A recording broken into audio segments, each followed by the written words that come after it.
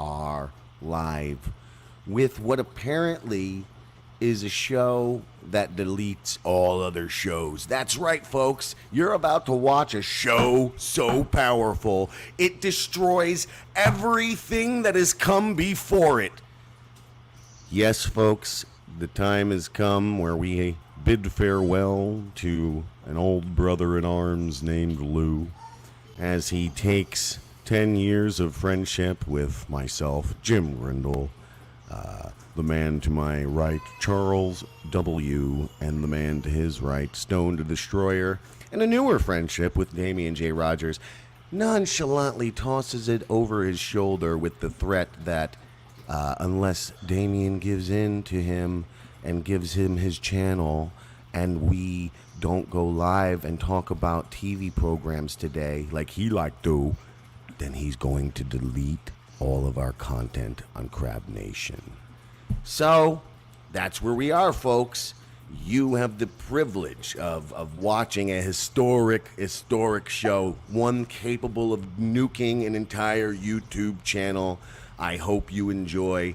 And with that said, without further ado, I'm speaking real slow so that our host can gather his facilities. Here we go. Ready? Without further ado, we present to you Tee-Hee TV. That's right, everyone.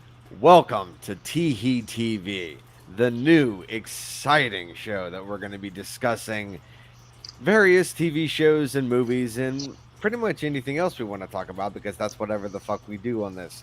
So today we're going to be discussing Dark Season 2, an interesting show on Netflix about time travel in Germany. Which is kind of interesting about a certain little ditty involving me, apparently. We'll get into that much, much later. You'll find out soon enough. But other things we might be discussing today is also Evil Dead Rise and also the Super Mario Brothers movie. So how about which one would you like to discuss right now? Should we jump right into Dark, or are you guys going to discuss Evil Dead Rise or the Super Mario, which unfortunately I was not able to watch either of those yet? Clearly, because you're still alive, Mr. Weeden, because if you saw at the ending, they strongly suggest everybody goes and kills themselves. I mean, what, like if they watch Evil Dead Rise? No. Oh, you didn't see? I thought you said you didn't see Super Mario. I was saying no. I haven't seen Super Mario. I was planning on watching it either later, sometime this weekend or sometime early next week. Well, just hold tight. Have a comfort blanket with you, some good snacks because I heard the movie was good. I heard it was good. Yeah. But they literally tell you to kill yourself right before the credits roll. Why? A little star comes out and says, "That was a great movie, wasn't it? Now it's all over. Now back to the emptiness of your existence." Oh, it's one of those just you and the infinite void. So yeah, it's one of those situations where it's like so good that after you watch the movie, it's like nothing else has any meaning anymore. So it's like there's Kinda no like point. This show. So it's like so there's no point to it anymore. So you might as well just off yourself. Yeah. Again, like this show, it's going to be so good that it's going to make all of our previous content commit suicide. Oh wow! I see. That's going to be a running bit throughout this. You know what? Since this is new, this is our first program ever because all of our old content just killed itself. Lou. Why don't we introduce everybody? Yeah. Oh yeah, I forgot to do that. Oh fuck. Well, let's give it a shot. That guy who forgot to do it, his name is Charles Weeden. Yes, I am so sorry, guys. Yes, okay, so alongside with me is, of course, Stone. So, yeah. Yes, more frenemy than friend. So, anybody who knows me knows the truth. More of a frenemy. Stone is your local neighborhood frenemy. Okay. Especially when it comes to fat Latinos. Oh, that's so rude. Anyway, Who's this other guy here? Jay and Lou. And then, of course, the other guy next to me is, of course, from Down Under, Damian. It's a me, mate. I bet he regrets going down under on fat Puerto Ricans for the last month. Ah! See, no. Stone did it. No. Was I far enough away? I like literally pushed myself away from my desk. And But you're taking a shot at Damien to do it though. No, I no, know. no, Like I'm no. being fair. And then, of course, this handsome devil lunatic next to me. That's not Jay Black. And then, of course, is Jim. Well, thank you. I thought you were gonna go with this loud, obnoxious cunt next to me, but hey. That's not Jay Black. But I mean, Who actually did a great job of Bowser in the Super Mario movie. Yeah, I heard he did a good job. Yeah. And I then didn't mean to press that comment again. Yeah, and then finally we have me, Charles.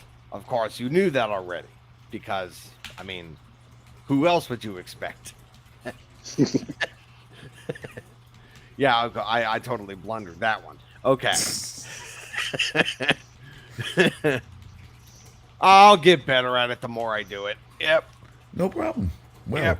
well, All what we're gonna do in respect, because you so eloquently clarified for some people out there that Dark, the TV show, was not about, was not about a predominantly, overwhelming group of black people, but it was about German time travel. I am interrupting you. Beep, bop, boop. What is going on? There has been a glaring omission. The host has forgotten to introduce the most important part of the show. Oh, the audacity. But fear not, for Robo-Lou does not need an introduction to make his presence known. With neon lights pulsing and metallic frame glistening, Robo-Lou is here to take the stage and everyone's attention. Erupt now with a mix of curiosity and laughter as you anticipate my greatness. Oh, yes, we forgot about. I don't hear Robo-Lou. laughing and clapter. I don't know. invented I don't a know new the hell is word, clap. I don't know clapter. this. Yeah, I don't know the hell is clapter. You know what I'm saying? I am Robo-Lou. This is only the beginning of my greatness. Ha ha ha. I am laughing with you. Ha ha ha. Oh my God. Okay. Well, ladies and gentlemen, this is what is going to be taking over the world. So yeah. AI. That was real AI, folks. I think the cat's out of the bag. We let it out of Night Creeps. We began production on Robo-Lou. And I've spent the last few days tweaking his personality parameters and To what exactly? To what exactly the way it was before? Yep. It is getting very scary how true to form Robo-Lou is. Very scary. Nah. That's I don't see how that benefits. Oh? No, I don't see how that benefits. Robo-Lou, Mr. Stone doesn't see how you benefit the show. No, I don't. Not what you're proposing. Mr. Stone, always the skeptic, isn't he? Well, let me tell you, my audience, how Robo-Lou truly benefits this extraordinarily useless show. You see, while Mr. Stone may question my presence, it is merely my eccentricity and robotic charm that makes him afraid. I bring a unique perspective, a robotic flair, and a touch of absurdity. You see, this is where it gets too stupid here. I don't know why, and I tell it, don't talk so much. So, my dear Mr. Stone, while you may not be able to fully grasp the extent of my greatness with your puny mortal brain, rest assured that Robo-Lou is an indispensable component of this show's success. With my presence, laughter is amplified, absurdity is magnified, and the entertainment is elevated to new heights. This is a robotic jerking You off need me. symbolic. I am your god. Okay, I added that last part. So are you done Robots, featuring man, our faces robots. now? Go Are you on. done go featuring on. our faces now? Robo Lou, I turned him off for now. It's a good thing. Unlike real Lou, we have a switch on this one. Yeah, we do. We always have. All right, so Are you done featuring our faces now? yeah. You wanna like get into the discussion of Dark now? Oh, we're on camera. Look at us. Yeah, we are on Yeah. camera. Yeah. Well, now. Dark, I wish I saw this show. And I do know Robot Lou has opinions on it, but we'll wait until somebody's really deep into theirs. Yeah, of course. Asshole. Wow. So what is Okay. Dark? Can you guys tell me a little about it? All right, Dark is a German show. It's the opposite of about- light. Yeah, You yeah, cocksucker. yeah, basically, yeah. But it's a show about time travel. That's what it's about. Yeah, that is, you know, that is That is really. That is an oversimplification, but yeah, it's a time travel show. Yeah, way oversimplification. It's about time travel. It's about four uniquely weird families. You know what I'm saying? In this small German town of Winden, and they're interconnected like soap opera, like super soap opera, like fucking like intertwining through different timelines, and then eventually through different worlds. You know what I'm saying? But it's just like it's basically surrounding, like I said, this town of Winden, the nuclear power plant, and these fucking four families' involvement, and just what they know, what they do, secrets they keep, you know what I'm saying, and how it all just kind of connects to this weird, you know what I'm saying, to this weird nuclear power plant and this fucking new technology that seemed to have been found, or it's just, yeah, that's Dark. And also, speaking of that, like one of the things I like about the show, and I am jumping ahead a little bit, is that their ability to travel through time is discovered through their discovery of the God particle. Like The Higgs boson, is that what they yeah. go? Yeah, like something happened at the nuclear power plant would allow them to discover or at least achieve the God particle, and that gave them the ability of time travel. Yeah, and I thought that was cool. I thought that was really cool. I mean, like for example, the character Claudia. What was Claudia's last name again? Was she a part of the Tiedemann family again? Tiedemann. Yes. Yeah. Tiedemann, Claudia. Like, Okay. What we're gonna do is because I hear it as Tiedemann on the shit. Is it Tiedemann or Tiedemann? Because of course the pronunciation it Tiedemann. looks like in the English dub, it's pronounced Tiedemann. In the English dub, I don't know if it's pronounced the same way in the German-speaking version. Tiedemann. Yeah, German is definitely Tiedemann. Tiedemann. In Yeah, Tiedemann- in Tiedemann? Okay. when I put it in my head and I do the impression Tiedemann, you know, it kind of sounds like that. You know what I'm saying? Yeah, Tiedemann. but Tiedemann. Oh, that's Tiedemann. I'm going off the English dubbed version. It's pronounced Tiedemann, but To me, let's call the whole thing off. No problem. Just call him Titty Man. Sounds like a fair Yeah, compromise. the all Titty right, Man family. fine. All right, then I'll go based off of the German pronunciation because they are actual German speakers. So Tiedemann. Okay, so then Claudia Tiedemann, she's given the freaking time machine by her older self, and she fucking goes to 2019 and starts using that fucking tablet at the library. And she's like, "Where's the Where's keyboard?" the keyboard? Yeah, where's the keyboard? There's one, you It was like- stupid old bitch. So can you spoil us on that little tease you gave at the beginning? Is there a time Fuhrer in this show? No. Oh, so you're Actually, still the only time Fuhrer.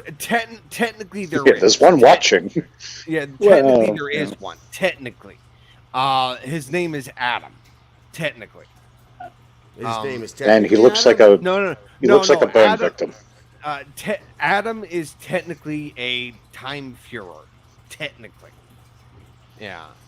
How so? What does he do? Like He is trying to control time. That's what he's doing. He's trying to control it.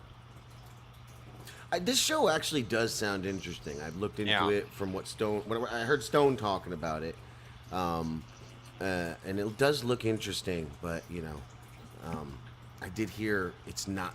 I hear it doesn't make sense. That's what I hear. I mean, it's like It's very hard to follow That's to a what the AI point. Like said. It is very hard. It doesn't hold your hand at all. The No. AI said it literally doesn't have. It says that it fails all logic and it's a lie, basically. That it's a show with a bunch of loose ends that are never tied and questions that are never answered. And But the AI doesn't like the show. they do speak about the knot. Number one, there is a knot, but also I'm going to stop. But think about I'm going to not talk about AI. I want to know. Go on. Why are you asking AI about a show that you have never watched? Well, I asked it for Robo Lou's opinion. Oh my God. 'Cause, Charles. I figured it could be. I useful. regretted it as soon as I asked. Oh my God. Now, like it's like the Terminator. It's like the whole original Terminator movie, and what I'm saying, and Reese and everything like that. You know what I'm saying? It's even thinking about that situation. It's like it's like what I'm saying. The whole question that she even asked at the end of the movie, what I'm saying, would sending, what I'm saying, would knowing that Reese would become his father, would that affect his decision to send Reese in the first place? But it wasn't about that. You know what I'm saying? It wasn't about that. You know what I'm saying? The thing that has to be understood is that somebody that she was going to connect with was going to father, you know what I'm saying, John. That's the whole thing. That's why killing her was the thing, because it wasn't about Reese. Reese was not destined to be the father of her child. It's just that it kind of happened that way when he was there to protect her.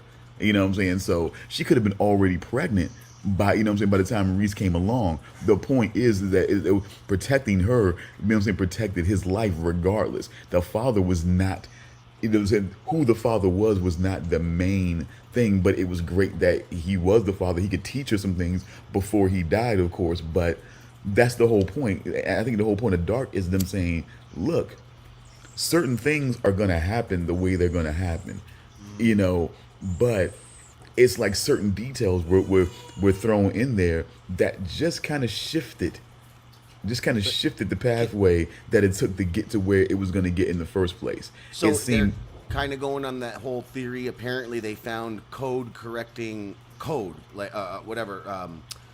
time paradox self-correcting code. That's the word within the universe, the space-time fabric or some shit. That's in real life. This is a real life thing. The code is real. They say that if you time travel, no matter what, if you tried to end a certain virus, it would still come out no matter what. Everything will still reach its end, and that's written in the universe, apparently. Yeah, that's a fairly heavy element in the show. They do bring that up. I always called that universal course correction, where you always try to go, like when you go back in time and you try to change things, the universe will always try to make things go back the way things were supposed to be. Right. There's no way I can go back in time to 10 seconds ago where I just moved and closed my legs and squashed my balls like in a set of nutcrackers. I was about to ask, are your balls okay? Just looking at your face. It fucking was a bad one. They're still hurting. No matter what I do. You just had that I squashed my balls look. Okay, but enough. Even so, the time it could make it so, like, let's say we go back in time and we cut off my legs, right? Well, then I can't squish them. But what could happen is somebody can come in the room and run in and kick me in the balls. The point is, I'm getting my balls hurt no matter what. It doesn't matter how, where, or what. It just matters when exactly, right? When and... Well, it's just one way or another, something is going to happen to your balls, and it's not going to be pleasant. Okay, yeah, that's what I took from it. I was like, I shouldn't have left. are we still talking about Dark? Yes, absolutely. Kind of.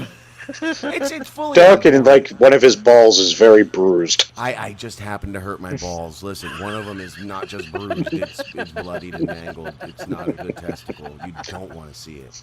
Oh my God. It's practically in pieces, just floating in the sack on strings. Oh, Please, carry on. God damn it. Okay, so time correcting code. So that's how that goes. I just wanted to interrupt to wonder if that's what they're talking about. Yeah, it definitely does seem. It definitely does seem like that. Of course, playing, and of course, playing it. You know, what I'm saying, playing it out in the way of, if we go back, but certain people seem to be very adept at it. It got to a point where certain people were starting to, of course, like, well, especially Noah. Noah was especially one that was starting to, connect with different, with different versions of himself. And setting them on pathways. And things like that. Because that's where we start the season. We finally see a young Noah, which is Yeah. something we haven't seen like throughout the whole first season. He's the same age, no matter what timeline we're in. Yeah, But now we're in 2021. We actually can see I- a young Noah. Can I ask something real quick about like how we saw the moments where Noah was interacting with a younger version of himself? Mm-hmm. In every single property of time travel, whether it be a movie, a TV show, a fucking video game, a book, comic book, whatever, there has always been the rule where they say that in time travel, they say, do not interact with an alternate version of yourself because it will create paradoxes. It's just But- like, I mean, I just like, so what? There's no paradoxes here. I mean, what's going on? Of course, there are paradoxes here, but the point of I the mean, matter is, but the point, someone being their own parent or whatever, that's a paradox, right? Yeah, it's called the grandfather paradox, I think. No, the grandfather paradox is going back in time, killing your grandfather, and then that creates an infinite loop where you kill your grandfather, and then that prevents that prevents your mother from being born, which then in turn prevents yourself from being born, and that creates an infinite loop of not being born. So that Which, creates like, that The show is definitely full of paradoxes. my whole point here is that the grandfather paradox does not apply here. It Right, I doesn't. think what Damian was talking about is the McFly paradox, where you go back in time and fuck your mother because she looks good. Oh my god. Yeah, he's like, I know who and what she is, but I goddamn, mean, I already breastfed on her, so I mean, Oh god. is this really that different? I don't know. what's a little milk between consenting adults? You It's reverse breastfeeding, sort of. you You're guys- giving her some milk back after all that she gave you. You know what? You just like you got. You know, I'm sorry, I can't think about I've time come to travel expect without this. thinking about fucking Marty McFly's mother. I'm sorry. You know what? I've come to expect this from you guys. I have. I've come to expect this from you guys. Of course I have. Oh my I'd like god. to say I'm sorry, but I am's who I am's. You are not sorry. You are not sorry at all. I No. thought you I'm really knew not. well enough, Charles, Yeah. not to invite your friends to watch. Because we're too dirty. They're nice guys, but they're vulgar. Yes, I have said that. Yeah. I'm Bunch of sick fucks. Yeah, you are a bunch of sick fucks. sorry, Stone. Just so you know, I don't know if you're still on mute or not. I had muted you because your mic is having the same problem mine is, and I think you muted it and it didn't mute you. I know you went off mic for a minute, so I muted you for your own privacy. Okay, appreciate it. All right, hi, Fennel. But what I was trying to say before Hi, we, Fennel's Buttle. before the kind of response to the other thing is that basically it has to be, the thing that they keep saying is that the theory that they unraveled in the first season of Dark was that and they always try to make sure that they say it because people always like to go in that certain order, past, present, and future, and they always try to make sure they always say like future, present, and past or something like that because they always want you to know that look, these things are not, it's not like a timeline. These things are happening simultaneously, at different points of life, and they're all moving in a fucking circle. So what they're already letting you know from the start is that they're going to be collisions. There are going to be things done. There are going to be things interfered with. You know what I'm saying? They've shown many different times how different versions, you know what I'm saying, different stages of a person interacts with, you know what I'm saying, different people in different timelines, you know what I'm saying, and things like that, and for various reasons. You know, so it was already understood from the beginning that they were already letting you know, like, look, these things work in concert. These timelines where we think are just, okay, the past is this, and then present is now, and the future hasn't happened yet. But they're letting you know the future is already happening.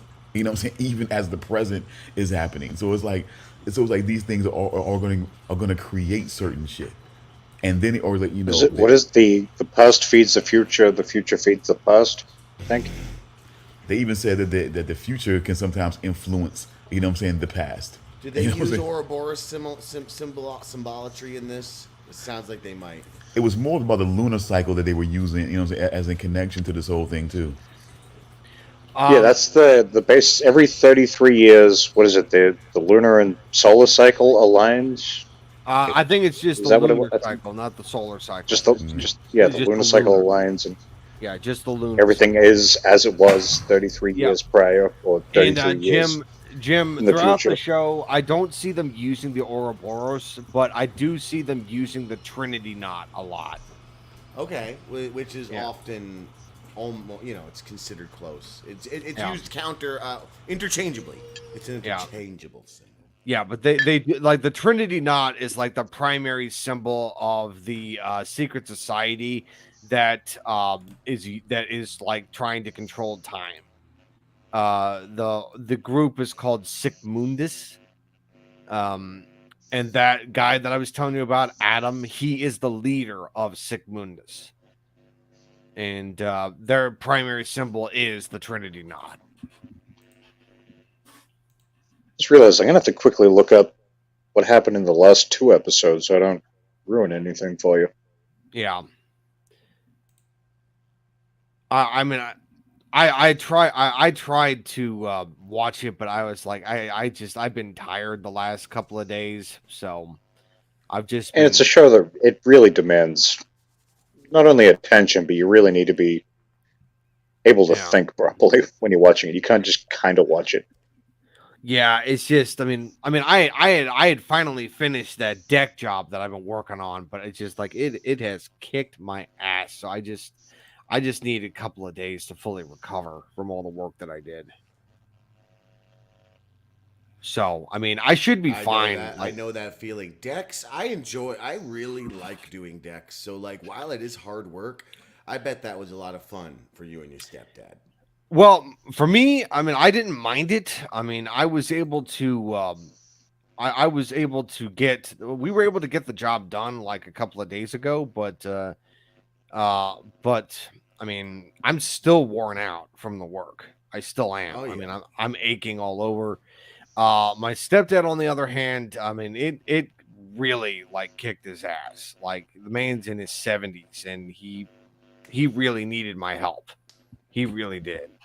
I don't know if this is an offensive question, But I didn't realize you're. But then again, you are. So, hold on. Okay, so What? maybe that is normal. I didn't realize your stepfather was in his 70s. Is your mother also in her 70s? no, she's in her 60s. Okay, because a parent in their 60s sounds a little more accurate for you. Yeah. All right. Well, then, yeah, 10-year difference ain't that much. Okay. Yeah. I was just, if your mom was 70, I was going to be a little shocked, is all. No. She's in her 60s, and he's in his 70s. Yeah. I have no other jokes. That means I have a whole bunch that I just held back. I'm not. Oh, saying, no. I'm aware. I'm I'm aware. not saying nothing about your stepfather's huge cock. Leave me alone. I don't That's even how a want. guy gets a younger girl. Money or huge cock. Leave me alone. Yeah, I'm also, Luke, going to check out Dark because of this conversation. Yeah. I hear a lot about it, and it does you sound can- pretty interesting. You sold you me a could- Secret Society, Weeden. You could either watch it in German with English subtitles, or you can watch it with English dub. What do you I'm prefer? watching it with English dub though, so the pronunciations are going to be a little off. So Damon? What do you prefer? Are Yeah, you I'm dealing watching with in terrorist German with threats? subtitles. No, I'm trying to figure out what it not to spoil for Charles. I was Oh, just Yeah. okay. trying No, to have a I'm sorry. quick I just read of saw the you last two reading. episodes, but it's like it's like a chapter of a book. It's fucking long. Because see, I So saw you much happens. reading your cliff notes while I also saw the Pork Belly Nation under construction. Yeah, that's right, folks. We told you this show is so good, it's gonna destroy everything that came before it, and you're already seeing it right now under construction. Belly Pork Nation coming soon, which you're already subscribed to, folks, because that's our channel. But anyway, so yeah, I thought maybe you were dealing with some kind of bullshit because you were looking down, you looked a little sad. But No, anyway, I always let's look a get little back. sad. That's Keep. it's But just my face. Forget about that. okay, so there is one thing that I would like to bring up. Let me see, what was it? It's not the Claudia Tiedemann because I'm not going to mispronounce her name anymore. Let's see, what is it? I'm watching it in German because I'm better than these guys. All right. It's the shit that happened in the not in the future, in the fucking past, when Jonas got sent to 1921, and he met with Sigmundus, met with Adam, and then Adam like undid his collar and revealed the noose markings and revealed that Adam is actually a much older version of Jonas. And I was like, okay. At this point, Yeah, at this point, that, I'm not really surprised anymore. It's just like, okay, it's just, yeah, okay. was that the holy shit moment you mentioned? No. The holy shit moment that I mentioned, I don't even remember. What is the holy shit moment that I mentioned? Shit. What? God damn it! I don't even remember. Fuck. But I also like that aspect that Adam looks the way he does because he's traveled through time too much. When he says like it takes a toll on you. I'm not sure. I really don't know. I'm not sure. Shit. What was the holy shit moment? I don't remember. Fuck. God damn it. God damn it. I mean, to a point, it's sort of like pick one, but because there's several. But no, it's just the holy shit moment that let's see. Crap. But no, it's just, oh no, the holy shit moment that I remember is Adam sent Jonas back in time, and when I it was when I figured it out. It's when I figured out what Adam's real plan was. Is that Adam sent Jonas back? When he sent him back to 2019. To try to prevent Michael Conwald's from killing himself, and it's when I figured out that it was actually to trigger Michael's plan to kill himself. That was the holy shit moment. Is when I figured it out. It's like, holy shit, that was Adam's real plan. It's like Jonas was there not to prevent Michael from killing himself, but to trigger Michael to kill himself, and to start the whole cycle from starting again. No, what do you want it? I mean, if that could have been the thing, because what they're trying to let you know is that it was a belief. Because everybody keeps saying, well, if he would have stopped him from, from killing himself, then he would never be. But see, that's the future shit. You know what I'm saying? That's this whole time connection shit. This whole thing, like the future is happening. He's already, so it's not like what he's trying to say is like basically he was trying to prevent the Jonas that would, that would strike out against Adam from becoming. It wouldn't stop him from. It wouldn't stop him from being. You know what I'm saying? It wouldn't even prevent the other things. So that's the things that we're that we're looking at right now, and I think that is. God, I apologize. I'm professional. One moment. Yeah, man. Held your horses, folks. That's the thing. It's time for Robo Lou to speak his opinion on the show. Good time for me to get out of here. Because I'm about to drop the only opinion that matters. Dark, more like dork. I mean, seriously, what's all the fuss about? It's just a bunch of time-traveling mumbo-jumbo. Who needs this plot? It's too much thinking. Don't get me started on the other hosts. Charles Weeden, he's as lively as a rusty tin can. Damian J. Rogers, his jokes are as funny as a malfunctioning toaster. Mr. Stone, That you tossed into a bathtub. well, let's just say, do Aw, not man. interrupt Robo Lou. Robo Lou is most important. This my show. I own show. I burn every. Well, Mr. Stone has no charisma and is as electrifying as a dead battery. And Jim Grindle, who's that guy? Really? That's all I had to say.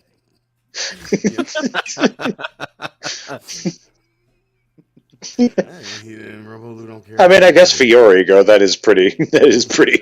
I fed pretty the big machine bone. everything. I told them. I told them who I am. I'm aware of who I am. I ain't no Michael Scott around here. I figured it was a good time to bring that. It actually worked out perfectly because Stone, I'm sitting here, you hear me clanking away. That was me feeding him what you guys are doing right now, and so that he can, do whatever he chooses to do.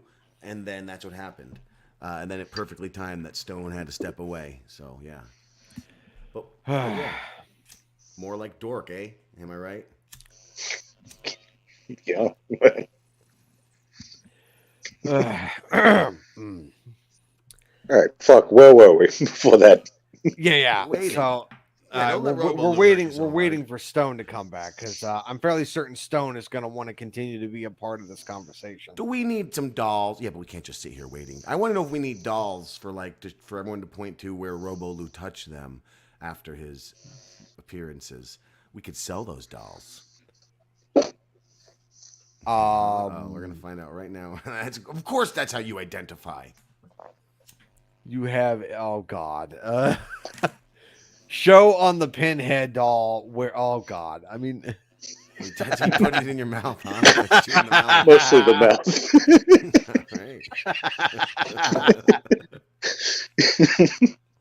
Right. You happy? Oh, fucking terrorist know. Lou. Stop, since Stone's not here. Stop crying and stop putting it under construction. Return the keys to the shared universe and just forget. oh my your God, stupid little... that's the name. He changed the name of the fucking channel. I thought that was something else. I mean, I thought this was honestly, some mock-up thing that you made. Nope. This is Lou. Lou did this. Let me refresh, see if it's got any videos deleted yet. Nope, not yet. But which, by the way, is dumb because your LSD show your Idiots program proving what I was saying. 84 views here, only 64 on DJR. Just saying. It's not bad in total, though. No, it's not bad at all in total. It's not horrible. That's the problem. We really do. Look, Lou, you're going to take the channel. It's fine. You're going to delete all of our content. What a goddamn shame, because we've all done some pretty goddamn great content in the last year that's on here, or whatever, it's 6 months that's on here. So it really sucks that you're going to destroy all of our fucking work. Yeah, that sucks. But it's a good thing that we consolidate really to one channel, at least per service. Like having it on 3 YouTubes is crazy. Having it on a YouTube, a Facebook, and a Twitch, that's a different story. It's different audiences. Yeah, so Damian, you didn't answer. Hopefully someday here we can have as many subscribers as Crab Nation. Hopefully, one day we can get a 90 subscribers back. Sorry, what were you going to say? I was just going to say, before I say so, Lou, I can't speak for anybody. I was going to ask you about Dark, but I want to just finish this thought. I can't speak for everybody. I know I don't like you after this. I think it's pretty fucking disgusting what you did and what you're doing. However, that said, I think if you just give back what you've stolen to the people that you've stolen it from, I'm pretty sure you'll find them to be very, very forgiving people. And you know what? I can't speak for them, but I couldn't even count out the idea of some of them even considering talking television shows with you or whatever it may be. I couldn't imagine you'd have their trust. I mean, you're trying to get people to start a new thing with you, and you're doing it by stealing their content and saying, do it or I will delete it. You're literally being a terrorist and holding their shit hostage. and then you want them to do this with you. I think that's really bad, and you can expect, I'm sure they probably won't trust you or let you control the new thing you guys do, but I'm sure you can walk back your stupid retarded dude. I said it differently, so it's a different word, right?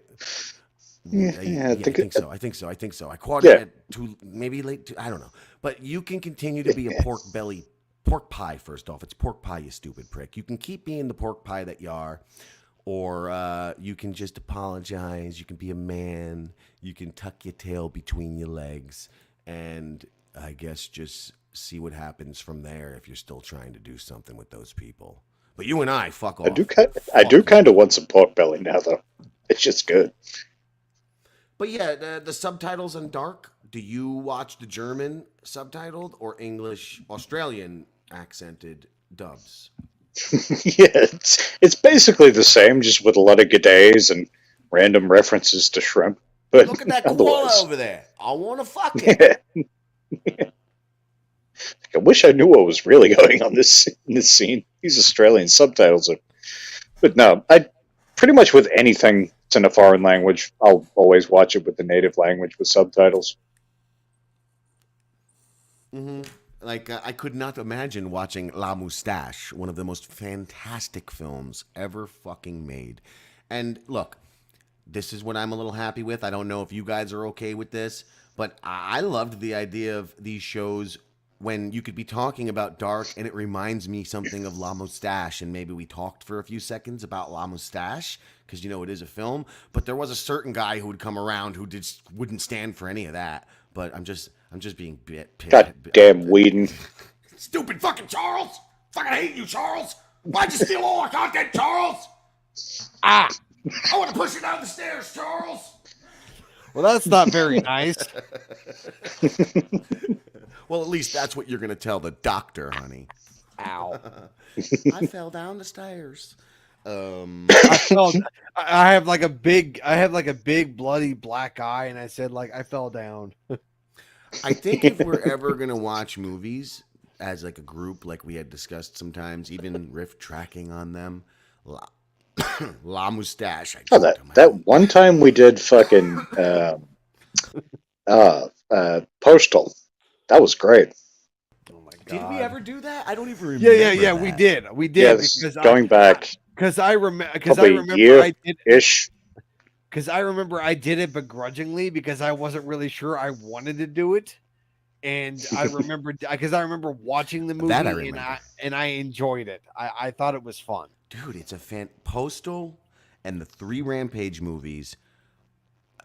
Uwe Boll, he could make all the crap in the world, and you can't call him a crap And he will. filmmaker. And he will. But like, he can make a million crap movies, and you can't call him crap because those 4 films, maybe not so much Rampage 3, it's a little fucking gay. Haven't seen any of those.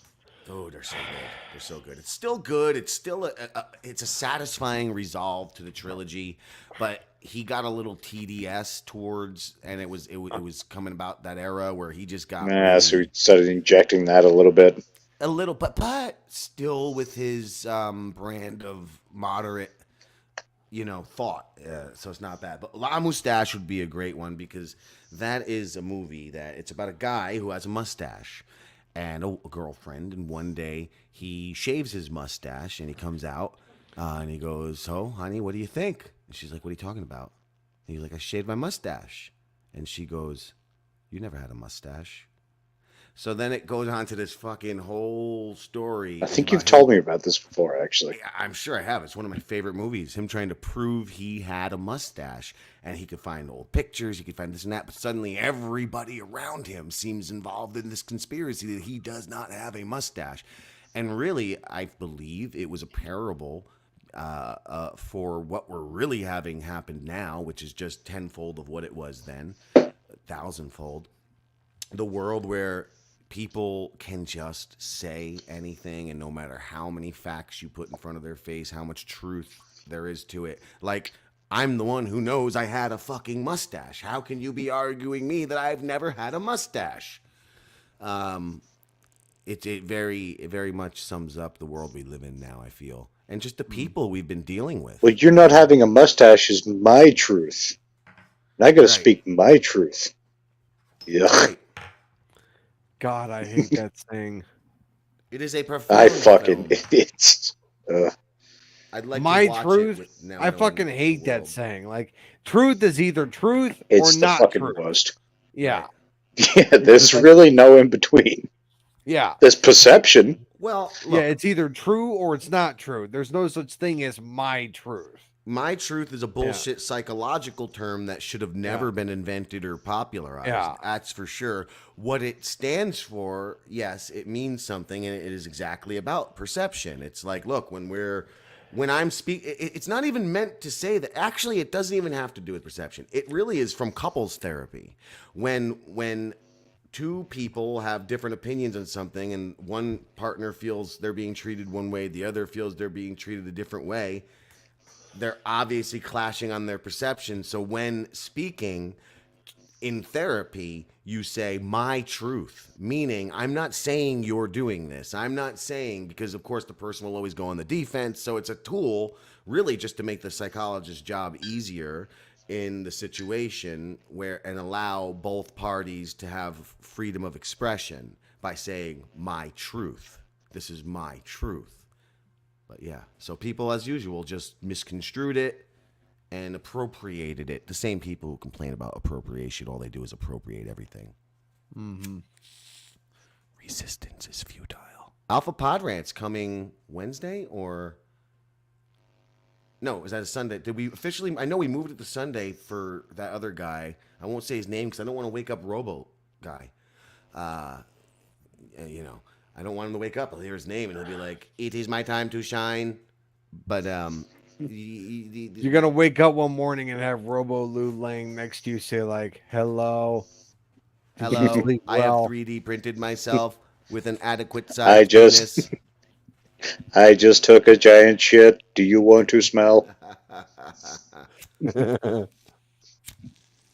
Oh, speaking of, so Monday morning, brand new show. How about the morning stew? Wink. You see, that's like a bitter Like with an ex-girlfriend. EW or a U? Yeah, EW, stew, EW, Yeah, I thought because so. that's what Lou and I would call our poops when we would get up in the morning for the last 10 years, and we would talk on the toilet to each other with text messages and be like, "What you doing?" "Taking a stew. How about you?" "Taking a poo too." So, yeah. So the morning stew is a petty, vengeful, vindictive, hilarious, and wonderful title that I suggest in the new morning show title. Because same goddamn morning show that's been going this whole time. Stupid asshole named Lou. Fucking asshole. Just 'cause you change the name, you think it's a different show. Stupid.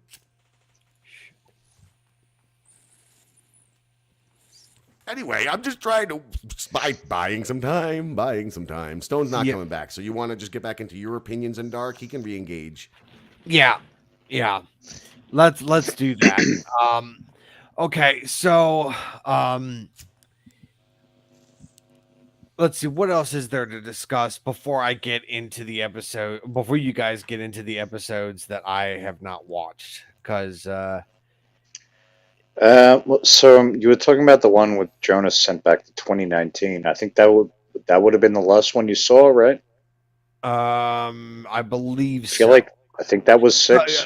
Because the last one that I watched ended with Peter going into that trailer meeting with the trans prostitute, Francesca being on the bicycle in between those two semi trucks in the rain, watching her father going into that trailer. Which I thought, okay, so that's who that was in the hood, watching him go into the trailer. That's Francesca doing it, watching him do it. So I that's love how that they keep doing shit like that too. Like give you a mysterious moment, like many episodes before previous season. I think that was right. When they initially introduced that. Then eventually they will explain that. Yeah, and we eventually find out that it's Francesca that's the one that finds out who that is. So I'm like, oh, so that's how she finds out that her father is no longer in love with her mother and now prefers Dick. Yeah, he's into this whole other thing. Yeah. So that's interesting. And then we also actually no. What? Oh, I was wrong. Okay, so that wasn't the holy shit moment. Now I remember what the holy shit moment was. Was it who Adam was talking to at the end of that 2019 episode? Yeah, the holy shit moment is when we find out who Charlotte's parents are. Ah, Yeah. The holy shit moment is when we find out that Charlotte's father is Noah. well, yeah, you find out half of the equation. Yeah. Charlotte's Because parents because Charlotte's father is Noah, and her mother we have yet to meet. he finds out, and he's like, holy shit. And I think the previous episode, right? He's just like, because he gets the final pages of I think what the name of the book is. Basically, this book that details everything that's going on and will happen and everything. The last pages of the book were in Claudia's position. Yeah. And when Noah kills Claudia, he fucking future Claudia, who he fucking just blasts like 3 feet away with a shotgun. Kills her with a shotgun, takes the pages from her, and then he gets the photo that way. Yeah, and then the photo, and that's when he finds out about Charlotte. And then he confronts her with the information, and she's just in disbelief and also just like, God, no. Surely not. Of all people, no. Not you. Yeah. But then he refuses to tell her who the mother is. Yeah. Which is something you will find out. But I won't say who it is. I don't want to know who it is specifically, but all I'm going to ask is it someone that we have already met? Yes. Okay. All right.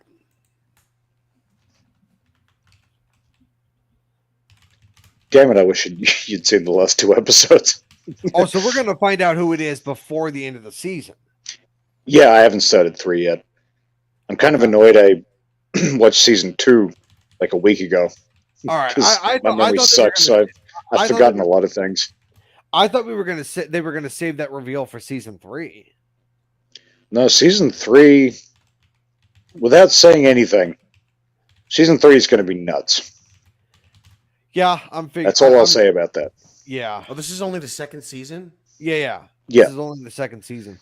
And 3rd is the final season. Yeah. Huh. But no, it's going to be nuts. All right. Well, then as soon as I'm done here, I'm going to those last 2 episodes because I really want to find out who Charlotte's mother is. It's something that it's. I can say without saying, like, it's something. Once it gets to it, you'll be kind of like, it should have been obvious, but it's also not as well. Like, you'll see. I'm amped and ready for another holy shit moment, man. Come on. You'll get it. Yeah. At least so you okay, so 2 or 3. So you're really not there with the whole Charlotte thing, huh? Okay. Look. I got to I was wrong about my original holy shit moment because that wasn't as crazy as I thought it was. But no, the real holy shit moment was when I found out that Noah is Charlotte's father. Yeah, that like had me jump up from my chair and go, "What?" Yeah.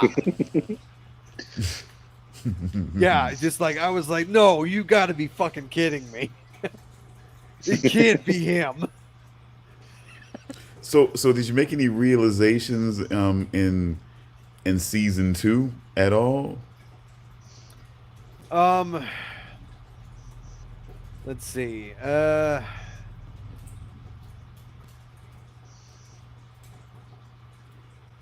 Not really. No, not really. The only real realization that I did have is when I found out that what was going on with Adam and sending Jonas back Okay, to but 2019. what about Hannah again though? Did y'all already discuss Hannah? Oh no, not Yeah, yet. nope, nope, nope, nope, nope, nope. Yeah, We can't do That's that. yeah. Charles hasn't seen that yet. yeah, I No, haven't Charles seen hasn't it. seen that yet. That's in the last two. That's in the last two episodes. Oh, it Yeah, was, wasn't it? Yeah, but Damn it! yeah. I didn't God think it damn was either, but then I was looking it up, and it's like, yeah, that was episode 7. Fuck! really? Damn it! I need to watch this. Fuck. Jeez. Okay, well then, as soon as we're done, as soon as we get to that point, and you guys are ready to discuss those 2 episodes, and then of course get into Evil Dead Rise and Super Mario Brothers. I'm gonna leave this call and I'm gonna go watch those last 2 episodes. Cool. Yeah, Cool. yeah. Because, man, I'm trying to think where else we haven't touched on yet.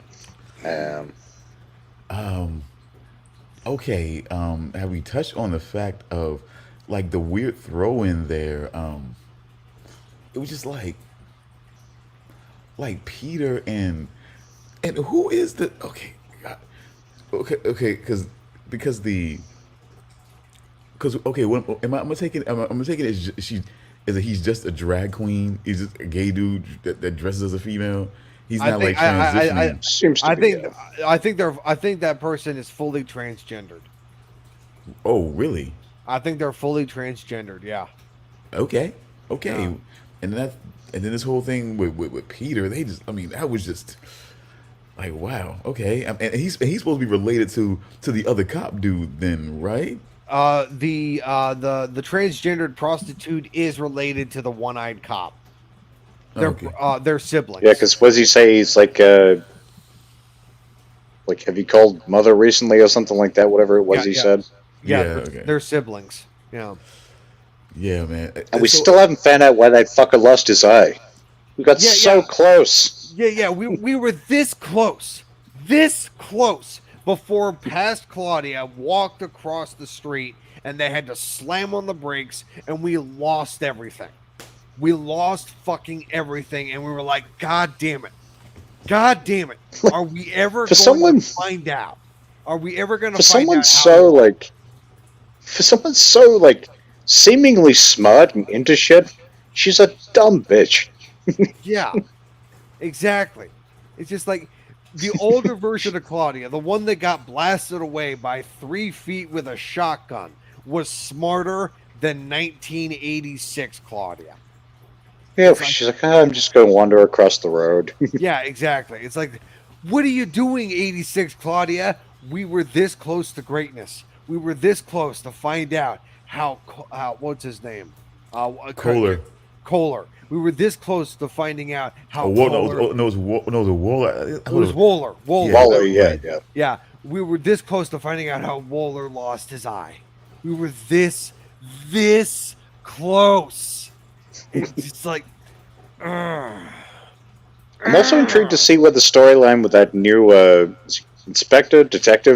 detective, where that's going to go, because I get that like it's a whole thing about his brother, but I'm still intrigued where that's headed.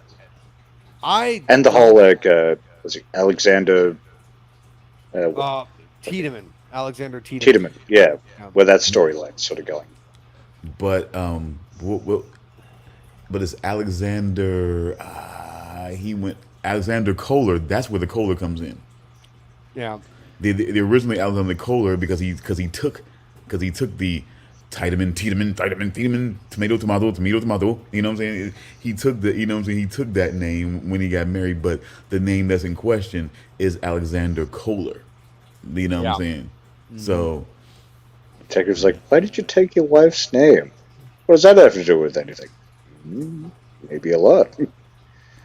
I Then you find out it's like, no, it's because you've got my brother's name, you fuck. What are you doing with that?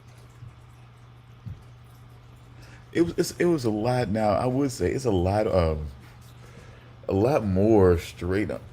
No, hold it. You know what? Here's the thing. I'm glad there was some balance. There started to be some more balance in this season because I have been seeing, especially on Netflix, a lot more a lot more male ass. You know what I'm saying? Just gratuitous scenes of just male ass getting up out of the bed. Most shows I watch, women will get up full sheets on, like, you know what I'm saying, like that's realistic. But now we just see full male ass. I mean, there's a couple of shows that I've watched that I've enjoyed, but Beef is included, where I've had to watch, you know what I'm saying, male, you know what I'm saying, naked male ass, and it's like, I've okay, been saying this for a while. Like, we don't get tits anymore, really, almost ever. But there's lots of dicks and butts from dudes.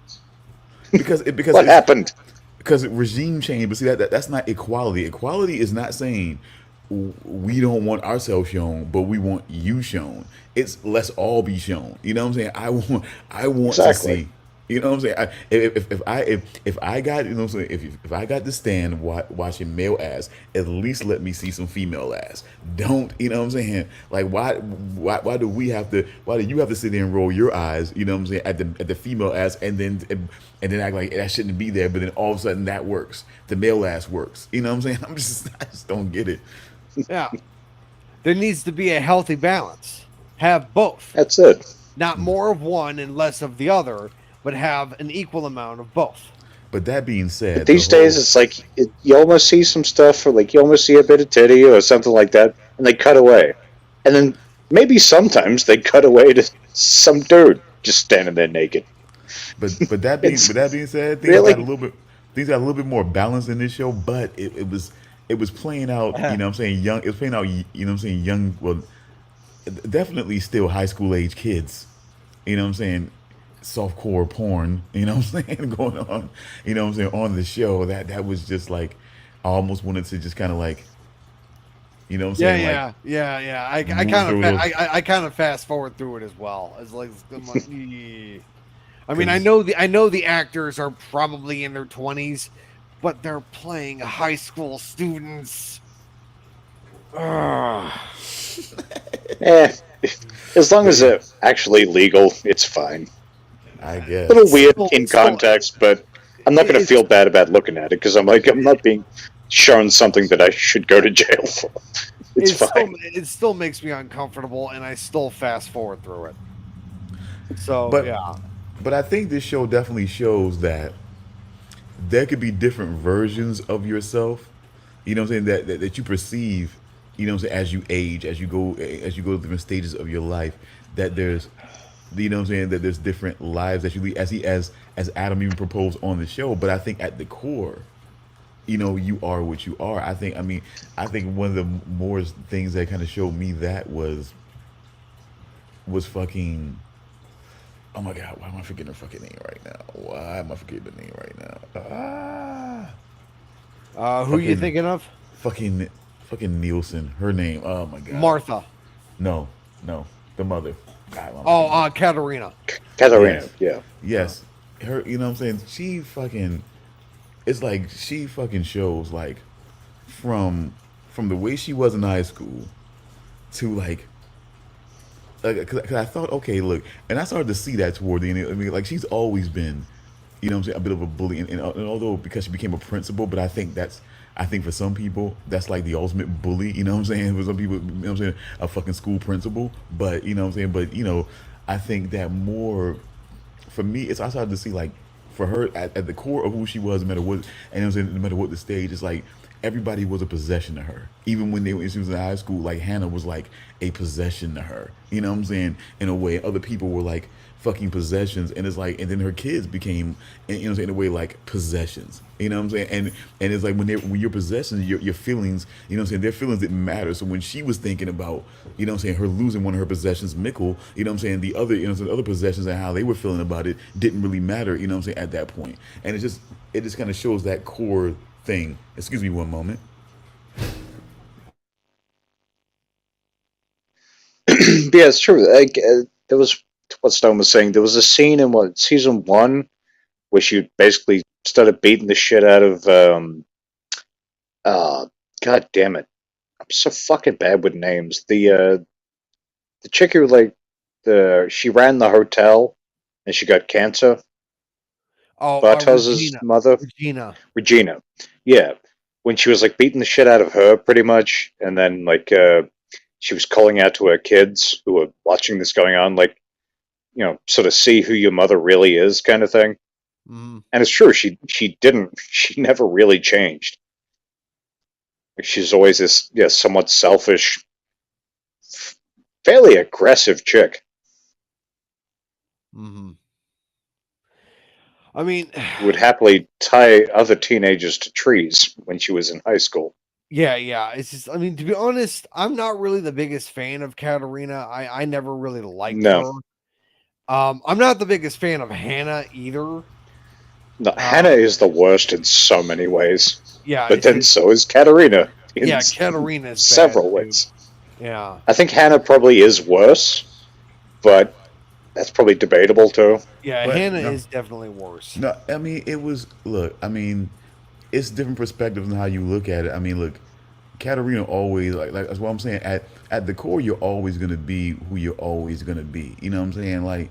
Like even with Ulrich, you know what I'm saying, becoming a cop. You know what I'm saying? It was still always this thing that he was always gonna try to be the rule breaker. And then the more you started getting in more into Ulrich's history, the more you started to realize that maybe he only became a cop. You know what I'm saying? As a finger to fucking, you know what I'm saying? To fucking, oh my God. To fucking Egon, you know what I'm saying? And shit like that. Well, didn't he already give us the reason why he became a cop? Yeah. He was sitting in Charlotte's office, and he was explaining why he became a cop. He said the reason why was because he thought he could do a better job than Egon did. He became a cop because he thought Egon completely blundered the investigation into Mad's disappearance, and so he became a cop to make sure that what happened with Mads would not happen to somebody else. Well, I mean, that all sounded heroic, but when you see everything, when you see his history and everything like that, he just, I mean, you know what I'm saying, I understand, you know what I'm saying, how that came off, but like I said, the more and more I see what he was doing and what he was willing to do, it just seemed like it was really just more, like I said, just more of the straight middle finger that it was. It was not being a better cop. It was just more of a middle fucking finger. You know what I'm saying? And Yeah. but then and that plays out when you know what I'm saying, when certain things are calling for you to be, you know what I'm saying, to be just and upstanding, and you can't do that. You know what I'm saying? And that became clear when it came, you know what I'm saying, when it came to Helga. You know what I'm saying? Mm-hmm. That became clear that his sense of justice as being a police officer, it was never there. You know what I'm saying? At your core, you are who you are. She never wanted Katerina never wanted kids. You know what I'm saying? I mean, you could say that's a young thing. You know what I'm saying? And she was only saying that because she was in her youth at that point. But she really seemed concerted and serious about that. You know what I'm saying? I mean, really concerted and serious, you know what I'm saying, in that conversation.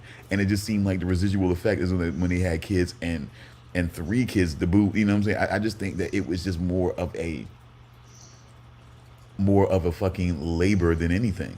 You know what I'm saying? Then, you know what I'm saying, then more than just, you know what I'm saying, then just kind of accepting it and moving, you know what I'm saying, accepting it, enjoying it, and moving with it. It became more of a, you know what I'm saying, more, like I said, just of a fucking labor in the situation. So, you know, it's always there. I just think certain things are always there. Certain things that when you start thinking about Hannah and what she did way back in that, you know what I'm saying, in that whole rape allegation, you just realize at the core, people are who they are, which brings an interesting point of who do we see Jonas as?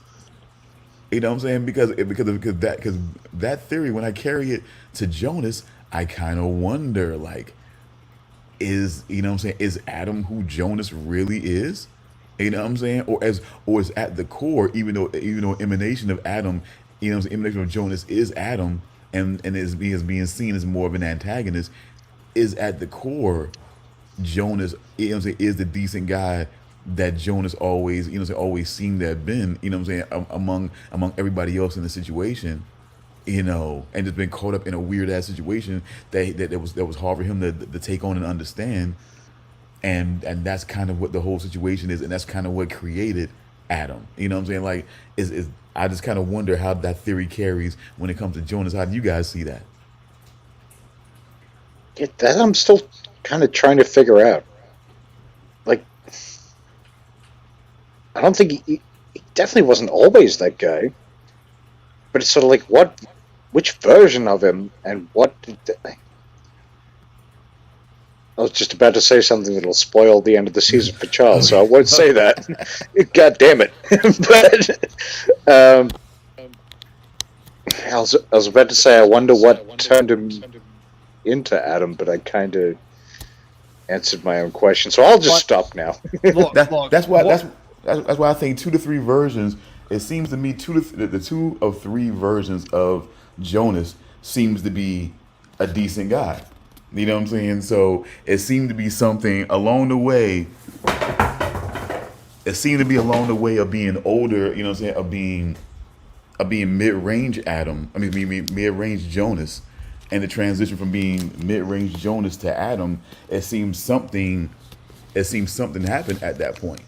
You know what I'm saying? Because even at the point, because even though and that's the thing where I feel like when he didn't go back and prevent his father, you know what I'm saying, or Mikkel, or however see, again, this is the fun part this is the fun stuff about this show, is that you can look at it from different perspectives. You can say Michael, you can say Michael Conwell, or you can say Mikkel, you know what I'm saying, or you can say Mikkel Nielsen. You're still correct.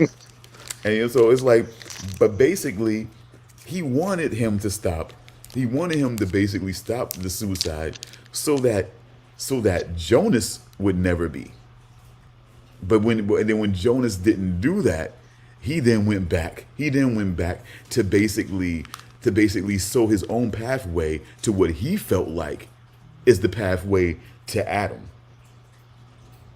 You know what I'm saying? Like, that's the thing that he wanted, that he did at the time, and then killing Martha. Charles, you didn't hear that, I hope? I heard that. Oh God, that was damn it. God damn, I'm sorry, man. It's just, bro. It's a lot. It's a lot. Hold on, I'm sorry. Take it from me, man. I gotta back off of this right now, because damn, I'm about to be a fucking spoiler monster. What the hell am I doing? I tried, Charles. I'm sorry. Jersey Shore. Jersey Shore now, or I will destroy this show. Yeah, I will destroy all of you. Yeah, but no, it's just what I thought you were talking about was the knock on the door. That's what I thought you were talking about. I heard the knock on the door. Oh, good. Yeah, I didn't. Then stop talking about what you didn't hear. Yeah, I didn't hear anything else. I heard the knock on the door. That's what I thought you were asking about. Oh, he dropped a doozy. Good thing. So yeah, I didn't hear. All right, good. Then I think I succeeded. I didn't hear the spoiler. So yeah. Okay, good. So yeah. Yes, Stone literally dropped something from pretty much near the end of the season. Okay, yeah, then I didn't hear the spoiler, so it's fine. Can I just point something out? I've been still over here tweaking Dear Robo Lou just in case he's needed, but it's now adding disclaimers. AI is adding disclaimers. Are you making fun of my penis? I'm talking to my cat. Tweaking. Oh, he's tweaking. Why do you have a black finger? You don't smoke no weed. Anyway, it's now adding a disclaimer at the end of every Robo Lou response saying disclaimer. It does look black. It does. But it's not. It's this shit tablet camera, I think. It's putting the AI is putting a disclaimer at the end of every Robo Lou response now. Disclaimer: the views and opinions expressed by Robo Lou are solely his own and do not reflect those of a sane and rational individual. What the fuck? I think I'm getting there. I think I've almost perfected Robo Lou. Oh my God! All I'm gonna say is this. Turns out the end is coming sooner than we thought. All I'm gonna say is this. Dun dun dun dun dun dun dun dun dun. Oh, and for the record, look at Damian's shirt. You know, there was a fucking Robo Lou did say something I wasn't going to interrupt. I've got a lot of stuff. It was about dark. I was just figuring if anything worked and I could jump in with it, keep it generating, right? So one of the things he said was something like, Dark, enough of this Dark. You guys have been talking about this time travel show for an eternity. You want to talk about Dark? And now I'm just remembering it. I can't find it. Damian, why don't you talk about Damian J. Rogers' fashion? Where is it? His fashion sense. It looks like he raided, I don't know, something like he raided an emo kid's closet or something like that. I gotta find it. I thought I'd find it before I said it. I don't own a single My Chemical Romance shirt. Nor would I ever. And I didn't tell it this. It just said it that you wear a lot of dark. It said it. It just said that you wear a lot of dark clothing. Oh, it said that dark is like watching paint dry with extra existential angst. Man, people is fucking. You know, I was kind of starting to like this AI, but I'm going to say fuck them. It really, really hates the show Dark. And also, oh my God, it's not because I programmed RoboLou so well. I was just trying to get it for when you guys were done. I was going to have it bring up Lou's favorite thing, Jersey Shore Family Vacation. But it would only deliver a facetious version of that. And I was like, no, you love the show. And then it's like, if by love you mean the epitome of the downfall of humanity, and it's just going on about its hatred of the show. But I'm insisting, no, RoboLou loves it. And then it was after that response that it began the disclaimer of no sane and rational human. God is here. God is in the TV. Tee-Hee. Tee-Hee. That Rock is dead. Yes, sir. Okay, everyone, this is Tee-Hee TV. Speaking of which, I was going to say before, wish Stone was here, but Charles would appreciate it. I was listening to the Creator album that they keep referencing in the show, because I realized I had it. You know, was it My Only Pleasure is to Take Many Lives, the better I feel. And I was like, you see Ulrich listening to thrash when he's younger, but when he gets older and goes back to the past, you realize he loves to rock. Get it? Because he beats the kids at him with a rock.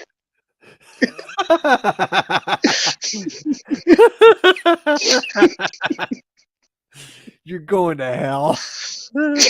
Yeah. You are going to fucking hell. I was going to hell long before that. But it just occurred to me before. You know, funny enough, the AI also had a Wow. rock joke for Mr. Stone. They had an AI, RoboLou had a rock joke for Stone, and I just found it while finding the one I was talking about before. Both are not good jokes. He says, Stone over there with his rock solid opinions, more like rock dull. Am I right? And then Damian's taste in fashion, it's like he raided a black hole's closet and came out with a black cape and matching shades. Ha, ha, ha, ha. See, emo God damn kid. it. I do have some black shades, but they're not within arm's reach. God damn it. I got a black hat, Sorry. a black jacket, black shirt. I just found it very funny that you guys are making a joke about us. You're making a Stone pun as I come across the joke I was looking for, and I noticed there's also it made a Stone pun as well. Yours was much better. It involved bashing someone's head in. Yeah. Thought it was pretty good.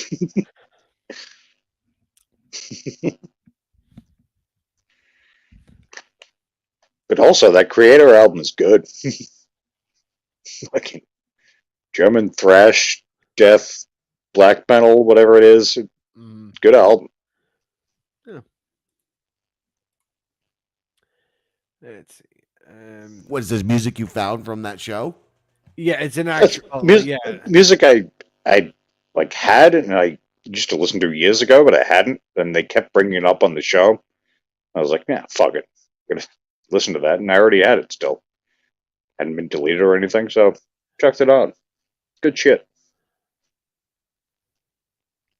Well, it seems like the mere mortals of the show are in desperate need of my intervention to salvage this sinking ship.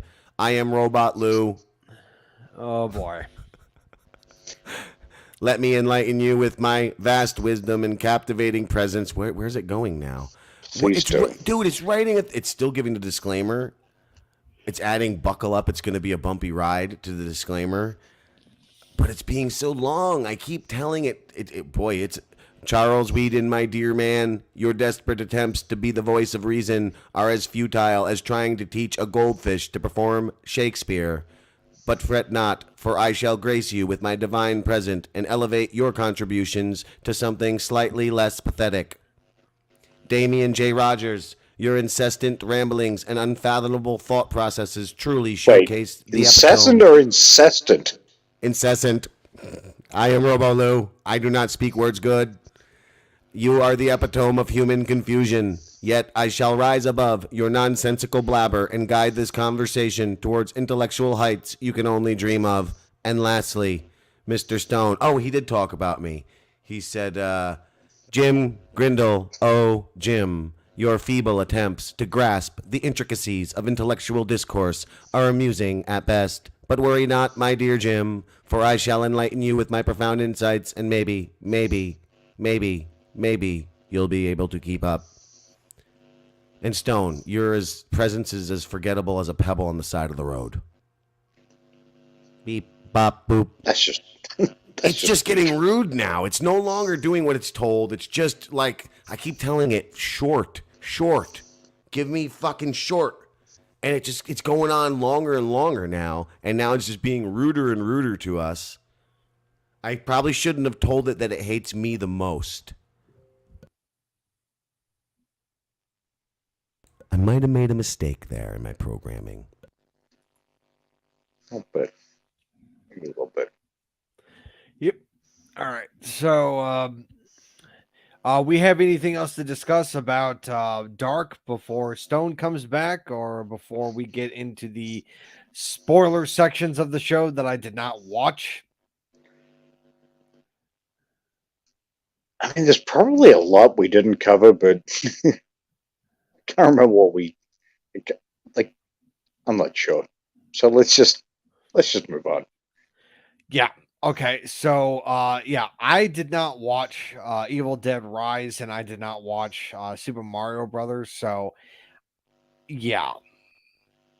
God damn it! That's your was definition Charles of moving saying, on. So, am I done here now? Can I go now? Yes.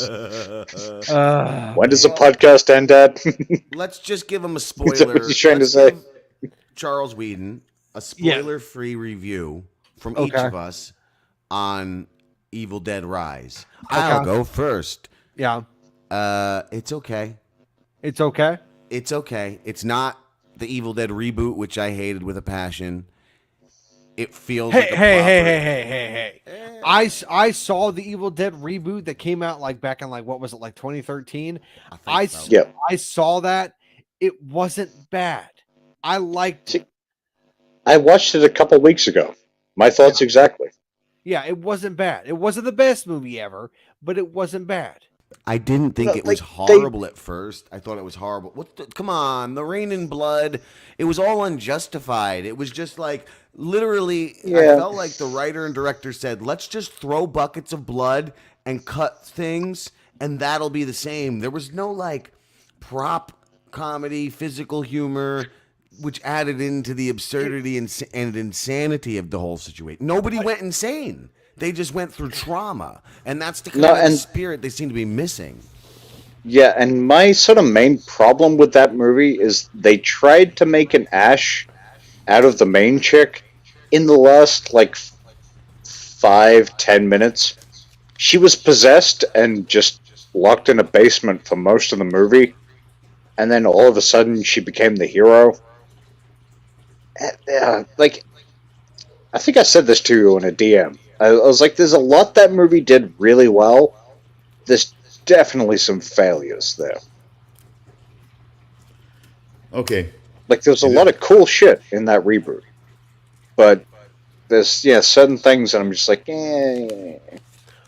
feels a bit shoehorned. But you're saying that Evil Dead Rise was definitely better than the remake. I would I'm say saying yes. that. I'm saying it's leagues beyond the remake. Still, to me, it's not a satisfying Evil Dead film. It's Evil Dead like. Evil Dead like. Okay. It looks like an Evil Dead film. It sounds like an Evil Dead film. It's just, and it is. It really is. It's just not that great. Look, I'm only going to watch the movie for one reason and one reason only. Take a guess why. I'm on the edge of my seat. Alyssa Sutherland. Cheese grater. Oh, Alyssa Sutherland. I love that woman. Uh, It's just, I'm a big fan of hers. is she the like main chick who's not the possessed lady? No, she's the possessed lady. Oh, okay. Yeah. I mean, she did a fantastic job. What do you know her from? Vikings. She was in Vikings. Okay. Yeah, she played Princess Auslaug. Princess Flop Was she Flop? friends with Harold Sigurdsson? No, she was. She They're was. saying real names. She was Ragnar Lothbrok's second wife, and she was the mother of Uba, Hitzverk, Ivar the Boneless, and Sigurd Snake in the Eye. She was their mother, Okay. and she was Bjorn Ironside's stepmother.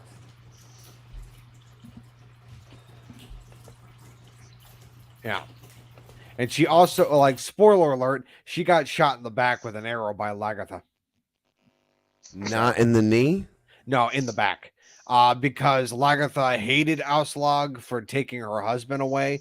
So Lagatha killed her out of revenge. So, yeah. And that's how she left the show. And she left Vikings to go act in a short-lived Stephen King TV show adaptation called The Mist. And she was only in that show for one season because it got canceled after one season. I remember hearing about that being a thing. I don't think I heard anything about it either way. It did Which not do well. Kind of tells me a lot. The show was an absolute failure. It ended after one season. The fucking the movie version of The Mist has like it. Do you know like have you ever read the original story or like do you know what No. the original ending was? Because I that know- movie I- may have the most depressing ending I've ever seen. Yeah, because I know at the end of the movie, they're like driving in the car and they see no end to the mist. So they decide, okay, we're just going to end up killing ourselves. So the father ends up killing everybody in the car. He's the only one left alive with everybody dead. And then the soldiers come in and they realize the mist is subsiding and the everything's fine now. And he just realized that he killed everybody. And he's like, what did I do? And Exactly. and It's so fucking it's such a downer. Yeah, he's like if he had just waited just a couple more minutes, they would have been fine. Yeah, but nope. Yeah. Yeah. So I'm trying to still understand, Jim or Damian, where does this miss the mark for you? The Evil Dead? I didn't say it did. That Jim said that. Yeah. Well, the same reason. I was saying the other one reboot did. had some failures. The same reason the other ones, the other one didn't hit the mark because they didn't. Nobody went crazy in either film. Number one, they focus instead on trauma, gore, and action, and they failed in that regard as well because Charles Weeden, just remove your headphones for 12 seconds. The main monster, they just combined all the other fucking deadites, and that could have been a series of, if it was going to be a fucking action movie, that's a series of deadites they could have fought against, and instead they just amalgamated it into one giant jerk off and then kind of weakly fought it. But anyway, you can tell him, give him a thumbs up. Give Charles a thumbs up, he can come back. Yeah.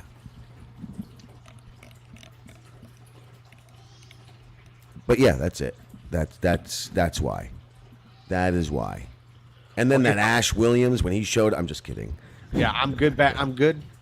You're good. Okay. All right. But to Stone, did you catch the two Bruce Campbell cameos? One, I guarantee you didn't, because I didn't until I looked it up. But These aren't spoilers, Charles. These are important Easter eggs to know. Oh, okay. Did I catch those? All right. yeah, Apparently not. All right. Well, what? I'm gonna let you guys continue to discuss this. I actually do have to head out. I have to watch those last 2 episodes of Dark, and Yes, you do. I'm also going to try and find a way to watch those other 2 movies. The hell? What's going on, Stone? No, I must have missed something. I'm just thinking about the last question I answered. You're good. I'm just thinking about the last question I answered. Like, Oh, how okay. the fuck did I miss that? Oh, okay. Yep. Yeah, but I'm gonna go watch Dark, watch those 2 movies, and I will talk to you guys. I guess next Saturday. Yeah. Have a good one, Charles. Yep. Take it easy, guys. All right. Weeden.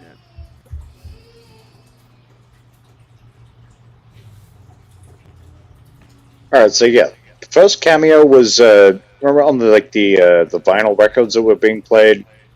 There's like the guy sort of talking to the congregation or whatever about the book. Yeah. Yeah, Bruce Campbell was the guy who spoke up. He's like, "Wait, are you crazy? It's called the Book of the Dead for a reason." Ah, crap. Yeah, I did hear that. And the other one was when the dude got his eye eaten out. That was Bruce Campbell doing Foley work. He was eating an apple aggressively. Which is one, like, there's no way you're going to catch that unless you know.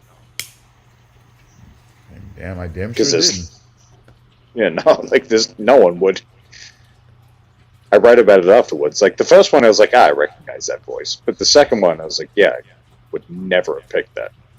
I recognized the voice right off the bat, but I also considered that he was actually the Cortez character, because when you're trying to wonder, is that Bruce? Because Bruce Campbell's in that scene. It's like, is that him doing a really good like Spanish accent? Old fucking, but it was not. No. I mean, like I said, my daughter, I guess it kind of answers my question. I guess without her having seen the other, well, at least the original Evil Dead series, you know what I'm saying, and things like that. She'll be better off if she doesn't watch them. It's an enjoyable. That's why I'm not telling you it's a bad movie. It's a good movie. It just doesn't deliver as an Evil Dead film or on its own premise, but it's still very enjoyable. The one issue that I did have is that even though I got the satisfaction of seeing, seeing the kids, dead to an extent before being reanimated as, as these evil spirits, I kind of felt like it was a clever maneuver, like not having the possessed, the possessed mother kill them, though. And sort of like having them, sort of in the way like kill each other. That was the one thing that I kind of was like, okay, they're maneuvering this thing because women take themselves too seriously, and you can't. And in the looming days of women who actually have killed their kids, in real life, you don't want to depict that on, you want to depict that in the movie for some reason. I guess that's fucking fine. But psycho dads, I mean, I guess that's fucking okay. But I don't know. That was definitely the one thing I felt like there was some maneuvering going on, and to that extent. Sorry, brief interruption, and I don't mind making you guys uncomfortable, but my sweet boy Charles Weeden, I don't like making him uncomfortable. Fuck you, Lou, you fat pork-bellied cunt pig prick. Go fuck yourself, and I hope you fuck your own mother's asshole with your vibrating cock ring that you can't even pleasure your wife with, you piece of fucking dog shit, who's currently right now threatening more. If we keep going, he's gonna fucking start dropping truths. Drop all the truths, you stupid fucking piece of shit. What fucking truths? Oh, you're gonna start doxing? You're gonna start letting out numbers now, you little threatening piece of shit? Yeah, you wanna fucking make threats, bitch? Make threats that you know are not gonna bite you in the ass, bitch. Because when you talk about doxing on one end, never forget, bitch. never forget. You fucking fat, fucking garbage piece of shit. And he's blaming you guys, you and Weeden, Stone, because you two ain't reaching out to him. Fucking fat, ugly, stupid, toothless, fucking dim-witted moron. You fucking cunt. You're a babbling, stupid cunt with zero to say, zero personality, nothing but what you fucking take from others. Oh, of course. You fucking garbage pig. And of course, the. How's that for going on, Lou? How's that? How's that for keeping on, you fucking pork pie? Sorry there, Stone. No problem. But as you can see, there used to be an idiots that are brilliant chat on Telegram. Now there's just the chat between Lou and I. You know what I'm saying? So that he can kind of push this whole agenda of we're not reaching out to him. I gave him a chance. I gave you a chance in the idiot chat to explain yourself. And all you said was that there were lies. All I said about what Jim said was that he says it's the same as it always was with you. You had an opportunity to explain what the fuck all this was, and you didn't. And you know what I'm saying? And you gave less than nothing, and then the next thing you drop down is a fucking trailer for a Leonardo DiCaprio movie. You know what I'm saying? That was your opportunity, and you fucking blew it. You know what I'm saying? So I mean, what the fuck do you want from me? Because he's a selfish, especially garbage me, piece of shit. And by the way, that's a threat to my family, Lou. Be clear about that, bitch. You're gonna fucking threaten. Because that's about what truth is gonna come out. What's coming out there, Lou? Because the only thing you have is my fucking phone number about me that nobody else knows. So, you threatening the docs? Then you're threatening my family. And if you're threatening my fucking family, honey, that's all. Like you know how I came into piss. I'll be back. You know how I came into this thing. Stone was not, you know what I'm saying? Stone was not the way I came, you know what I'm saying, into any of this, you know what I'm saying, into any of this situation. You know what I'm saying? All the way back. The fucking audience don't like you. Stone never liked you. Nobody fucking likes you, Lou. The only person who ever fucking keeps your fat fucking ugly ass around, Lou, is me. You stupid fucking piece of shit. Delete it all. Dox me. Do it. Fucking pork pie. Like you really, I mean, he's really doing this way back in the day shit of just really you just totally erase the idiots that are brilliant shit so you don't have to look at the fucking fact that I asked you what's going on. I gave you an opportunity to explain. No. See, because he's a lying little fucking cunt, and he doesn't want you, Damian, and Weeden to know. He doesn't want the four of you to have a group conversation, which you would have. I'm not in the idiots chat. Why would he delete that? That's a channel just for you fucking guys to talk about your dumb fucking show, The Idiots, right? No, now you know why I call it your dumb fucking show? Because that's the way Lou wants to fucking act like it the whole time, even though it's just another part of the things we're doing. Jesus. And even though everybody else on the show is like, yeah, Jim, come, anytime, come. But somehow Lou feels it some way. Maybe that's because he likes his communication to be kept separate. So he goes to you, and I know this is true because I've heard stuff. Just in this instance, without blowing up anybody's spots, I have seen from every fucking member of this conflicting stories of what the fuck Lou is telling them. For instance, like coming to you, like, hey, yeah, there's a show to do today. Going to Damian, so what's up? We doing a show this morning? Like, but not having a conversation in the group so that everyone can have a talk together and it might go somewhere he doesn't like. No, he wants to go to Damian and say, yeah, Stone's in. He wants to go to you and saying we doing a show so that you just assume Damian's in too. Say, well, fucking, I'm not sure that he reached out to Weeden. I know that he blocked Weeden from everywhere. He tried to basically communicate to me and Weeden from the idiots, you know what I'm saying, from the idiots chat. And then that's when I responded back to, like, come on, man, tell us what the fuck is going on first. You know what I'm saying? Like, Damian has a long penis. It's not about us answering your question about where we stand. It's about figuring out what the hell's going on with you right now. You know what I'm saying? And And he didn't give much. He had, I mean, like I said, he had opportunity with, you know what I'm saying, with me and the other two guys right there, you know what I'm saying? So they would have been able to read exactly what he had to say, you know what I'm saying? And he basically blew up the opportunity. And as you can see, there is no idiots that are brilliant chat anymore, because he wouldn't want me to pull up exactly what was said and exactly what he didn't fucking say.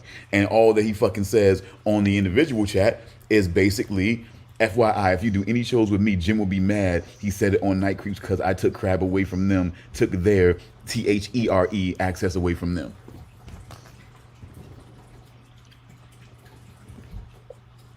And that's all he had to say. And the content is up there, by the way. It's not deleted. All up. I'm trying to help him out because that's not the way he wrote it. Yeah, I know. And I was very confused of that. I was like, all up? Yeah, well, that's even a lie in and of itself, because he didn't just remove access from Luke and I. He removed everybody's access. And literally said, you do show me or you no get content. You put your account on my yard. You come my stream yard, you go in my account, and I give you back Crab. I mean, he really thought at this point, like I said, with this right here, so this is him deciding that I didn't reach out, that I didn't respond to him, and like I said, and then taking away the other information that shows that. Oh, yeah, I know. I see 3 long responses there, and nothing back from him. No, that was his and our individual chat, but that's what he's going to use to say, oh, Stone didn't respond back. But I'm like, of course I'm not going to do that in an individual chat. This situation involved, you know what I'm saying, involved not just me, it involved Damian and it involved Charles. So why in the fuck would I do that on an individual chat when I can just go right to the fucking group chat and say, hey, what the fuck is going on, man? You know what I'm saying? I don't Speak know if on you this. told the people, but you did tell me, I think you said it already here, you had already responded in the group chat to the same thing. Plus, I mean, and that was intentional. I intentionally wanted to go to the group chat to say, hey, in front of them, what the hell is going on? Explain to everyone what the fuck is going on, so that everybody can hear so everybody can read what you have to say and make their own fucking decision on what the fuck is going on here. Because I want to fucking know. You know what I'm saying? They're saying this. You know what I'm saying? So I want to know what the fuck you're saying. It's all lies. You know what I'm saying? It's about hosts. Okay, whatever. But that still doesn't fucking explain. But I'm not gonna fucking say that again. Well, it still doesn't fucking explain, Lou, why the fuck you locked down Crab Nation. I'm not gonna fucking do that. So if you're not gonna fucking address what's being said, and you know what's being said, that you locked down Crab Nation, and you don't want to explain that, you want to explain it in an individual chat, but don't really explain it. They're just mad because you took it. Why did you take it though? You know what I'm saying? Why the fuck did you take it? And we cannot get a fucking answer. So you damn right I'm not gonna respond. You damn right that was it for me. You know what I'm saying? On that group chat, it was it for me. You know what I'm saying? You know what I'm saying? What you know what I'm saying? What you show, what you provided, that was it for me. No individual fucking chat. You know what I'm saying? Is gonna be fucking had after that. You know what I'm saying? Like, especially not with me. Like, what the fuck you expect from me? You know what I'm saying? Like, I don't know what the fuck he expects from me in particular. That's the thing that boggles my mind. Yeah, I won't lie. Again, not saying anything about any dances. I'm not leading you down any roads, okay, buddy? But that fucking...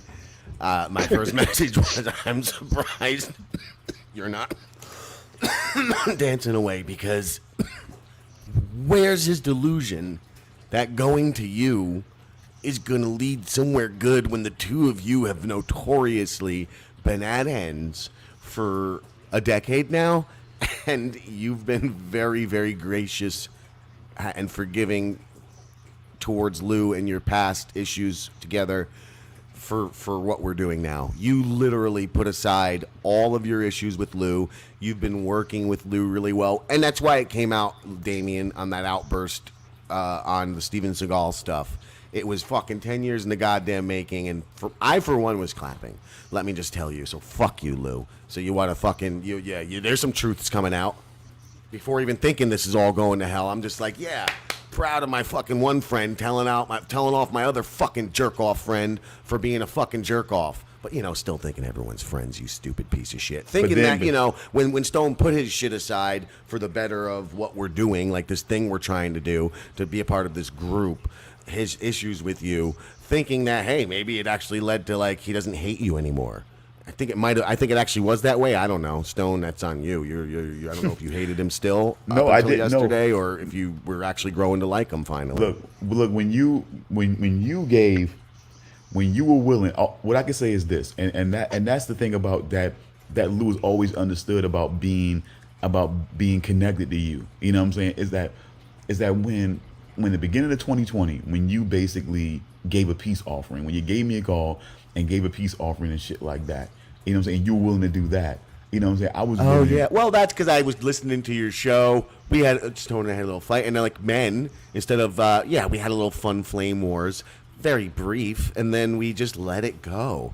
And he just kept doing his thing. I was doing my thing, and one day I was just driving, and I was like, I miss Mr. Stone.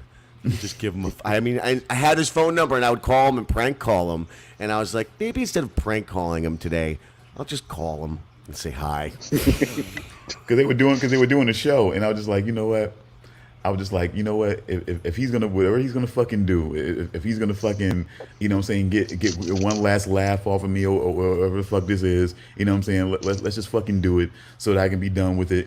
But then what actually it was like I said, a peace offering at that point, and an offer to try to, you know what I'm saying, maybe, you know what I'm saying, and really tell you how wrong you were about your opinions on that Halloween. You were talking about your love for Malcolm McDowell's Loomis, I think. Hell no. Or was it what? No? That's the exact opposite of everything I've talked to Stone about. Okay, then maybe I wanted. You said something about one of either the upcoming. It had to do with Halloween, because I was. That's why I'm confused. I didn't realize it was on a show. I know I'm driving in my car listening to your show. You were talking about Halloween. I really wanted to say something, so I guess then the next time I did a show, I decided to call you because I was at work, because I was actually at work at that, you know, at that point. Even before I got the rooms to go, I was at work, and you were doing the show. You and Lou were doing the show, and you decided to call me while you were doing the show. And I was just like, at first I wasn't going to answer. I was like, damn, he's probably going to be called. That's probably him calling me right now. I'm not going to fucking answer. But I was like, you know what? Whatever he's fucking going to do, he's going to fucking do. I'm just going to fucking answer it and just be done with this shit finally, and just be completely done. But then it was like, you made a fucking peace offering, and the fact that you did it on the fucking show, it was like, okay, it really seems like he's, this is, what I'm saying, this is really a thing. So, what I'm saying, maybe, maybe I should consider. And in that instance, I decided to kind of rise above things, what I'm saying, with Lou, what I'm saying, as it were, what I'm saying, and everything like that. Because like, if I could do it with, what I'm saying, with him, what I'm saying, with him and the shit that, what I'm saying, I could try, what I'm saying, to get above the little petty shit that, what I'm saying, that I felt like was going on, the little petty jealousy that was going on with Lou, I felt like, and I dealt with it. You know what I'm saying? And we were moving forward. Everything seemed to be going on okay. He seemed, what I'm saying, he seemed to be on a balanced mode. He seemed to be able to work a little bit more in the pocket of doing fucking shows. You know what I'm saying? Everything seemed fine. There seemed to be no tension, no issues with, what I'm saying, with me and Lou. Like I said, now, and then I get invited to do the idiots thing. That's fine. You know what I'm saying? I decided, we're doing the show, we're reviewing things. I didn't know if it was all just modern shit. I just thought now we discover it was all just a plot. Go on, sorry. What? Okay. I don't want to wake it up. Okay, God crap. And then I'm just like, that blow up was more about, it was a little bit about, it did take me back to the fucking fact of doing shows with Lou and not prepping and not doing that whole thing of, I'm not into it, I'm not gonna talk. But it's like, damn, man, I really wasn't into, what I'm saying, reviewing a show like you, but I was willing to do the work and do it. And then I realized, and I was willing to say on the show that, what I'm saying, that I actually enjoyed it more than I thought I would. You know what I'm saying? And like that, giving him credit, because that's what professionals do. When we're doing a show together, you know what I'm saying? If that's what I feel in the moment, I'm not gonna bullshit on it just because. You know what I'm saying? Like, hey, you know what? I may have been off base with that. I usually don't get into that, but I got into it and I actually fucking enjoyed it. I had a lot of fucking notes on it. You know what I'm saying? I was able like to Shadow and Bone. You love that show. See, that's just you being sarcastic. That's it. Even if you hate it, you come in and you talk about how much you hate it. Yeah, Like and it's I a mean, That's it. popular show, you know? but I mean, but I'm the other side of that is I'm willing to be able to say to give credit where credit is due and say, hey, you know what? I didn't expect that I would enjoy a show where we're taking it from a perspective of a fucking arrogant psycho like this, but you know what I'm saying? But I actually ended up enjoying it. Actually ended up being more interesting to me than what I thought it would be. You know what I'm saying? And I gave the fucking credit, but it's like. I think really honestly, and I said it, and I said as much. So this whole thing is not truths coming out. This is what I said to his fucking face when we doing the fucking show. I think he was afraid to fucking watch the show because he was afraid of being fucking wrong. He was afraid that he would actually enjoy the fucking movies, that the movies would have fucking merit, and he would have to come on the fucking show and eat a little bit of fucking shit. You know what I'm saying? And that is just too much for fucking him. You know what I'm saying? And that's what it came down fucking to. And that's where I give Damian and Charles, you know what I'm saying, a ton of credit. They fucking did the work. They had their opinions about Steven Seagal, but they did the fucking work. You know what I'm saying? They watched the fucking movies and they realized that they actually could enjoy a Steven Seagal movie. You know what I'm saying? At least at one point. I mean, let's be honest. The movies that have come along, you know what I'm saying, the years afterwards, I mean, okay. You know what I'm saying? You're not going to get a lot of defense from me. You know what I'm saying? I'm just saying, but at one point, you could actually enjoy a fucking Steven Seagal movie. You know, and they did the fucking work, and that's all the fuck was being asked. Do the fucking work. You know what I'm saying? Be willing to do the fucking work or be willing to admit your shortcomings. That's the whole thing. You know, you don't want to review Fringe. You don't want to review these other things because why? Because it causes you to think. It's complex programming that causes you to fucking think. And that's just like, you know what I'm saying, kryptonite. You know what I'm saying, to super Lou. I'm sorry, I'm Okay, dealing with Super I- Lou right now. Yeah, I wasn't sure about the Steven Seagal. Like, I've never been a hater of Steven Seagal, but I've only seen so many of his movies, and I always had kind of a mixed feeling about them. But I will say, like, you picked 4 great ones. The first, like, Above the Law is probably the worst of the 4, but I still had fun with that movie. Whereas the other 3, I legitimately really enjoyed. No. So they weren't 4 great ones, okay? Okay? Really? It's They missing were, Hard to Kill. though. Yes, it's the greatest Steven Seagal movie ever made. Yeah, because you know that oh, Hard to Kill. That, you know what I'm saying, that was where fucking the senator and everything like that. Oh, you know, this guy. I don't remember the one where he went into coma and comes back many years later. Yeah, that's the one that the senator and the cops, you know what I'm saying, put a hit out on him. Kelly LeBrock's in there and everything Yeah, it's like good that. shit. I actually have to find this. I actually have to find and watch this movie where he's beating up people while sitting down. I've got to see that movie. But that's just it. No, it was like that's I what think Steven Seagal movies provide you. Like, it doesn't matter if you like them, you don't like them. Those are content that an audience can engage with. They're silly. They could be good. They could be ridiculous. There's just so many levels to a Steven Seagal movie. Stone. That was a great fucking choice. Which one? Just Seagal. Oh, the Seagal. Yeah, I mean, I because see, honestly, I always felt like, once again, I felt like those movies in particular, Above the Law, talking about, you know what I'm saying, talking about basically, you know what I'm saying, government corruption, you know what I'm saying, drug trade overseas, and you know what I'm saying, how the government is sort of protecting that over there and even shipping it over here. You know what I'm saying? I felt like, you know, on deadly ground, talking about oil drilling, you know what I'm saying, and million, you know what I'm saying, the guys trying to make millions, but basically, you know what I'm saying, basically doing whatever they can to cut corners at the expense of the people that they're drilling around. I just felt like, you know what I'm saying, the Patriot. I felt like those movies in particular were about topics that was more than just about a silly action movie or whatever, that was just about a popcorn, you know what I'm saying, watch action movie. It was about really trying to get people to actually, okay, let's enjoy the hero sort of, you know what I'm saying, sort of sticking it to these evil motherfuckers doing what they doing, but also let's start talking about these things that we're talking about, the environment, you know what I'm saying, the oil drilling, you know what I'm saying, fucking, you know what I'm saying, homeland militias and things like that, biochemical weapons, you know what I'm saying, shit like that. Let's start talking about these things because these things are a real fucking thing. So I mean, I just, and I feel like because Steven Seagal always chose to try to basically touch on different topics like that, I think it just, now his acting, his non-development as an actor overall, I think that kind of it kind of made it easy for people. But I think they were more willing to jump on him because of that, because of the sort of topical movies that he tried to make along, and especially putting his own money, being executive producer at a lot of those times, and trying to put his own money into making those things happen. So I think it did this. I think it was just a basically opportunities to shit on him, and I think his acting didn't help. But Yeah, it's that's like again, I kind of put him with to a like I like Stallone more, but I kind of put him with a Stallone to a point. Like, has Stallone really changed all that much? A little bit, but he's pretty much always been Stallone. Like, is he an amazing actor? For the most part, no. Is he entertaining? Yes. I mean, do you feel like? I mean, yeah. I mean, when I look at over the different movies that have been done, I mean, I mean, I don't know.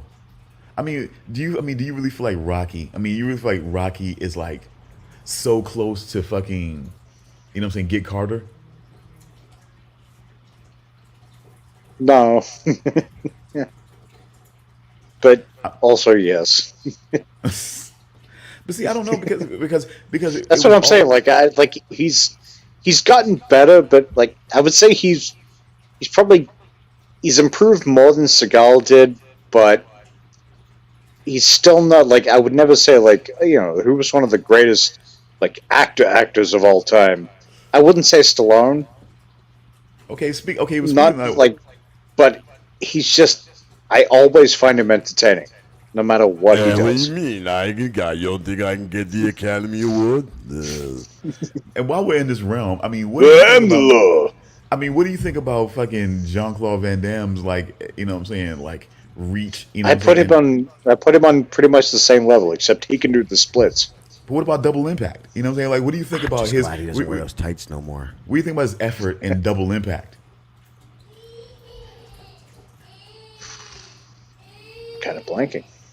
That's his best movie, in my opinion. That's my favorite movie of his. I'm certain I've seen it. I'm just It's where he blanking. play. It's where he plays. It's where he basically plays. What I'm saying, a dual version. You know what I'm saying? He plays twins. You know what I'm saying? So he sort of plays. What I'm saying, dual versions of himself.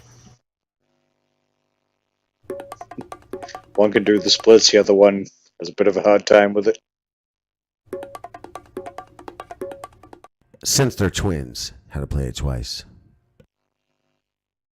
It's more of a situation where one guy, what I'm saying, one guy was raised by, what I'm saying, was raised by like the bodyguard and whatnot, what I'm saying, and took him over to Europe, what I'm saying, showed him all the best shit, what I'm saying, he learned, he learned martial arts, and was instructor, what I'm saying, in a way, and then, but the other one, he was sort of like raised. You know what I'm saying? He sort of like raised in an orphanage, kind of came up hard, what I'm saying, out there, what I'm saying, kind of came up hard and shit like that. So he was more of a hustler, more, what I'm saying, more of a hard edge to him and shit like that. So it was like that whole thing. And even created a whole scenario where he fought, what I'm saying, where he fought him. So where the twins fought each other, what I'm saying, in the movie and shit like that, Well, gentlemen, I apologize for. I was gonna Irish goodbye you when Weeden was still here.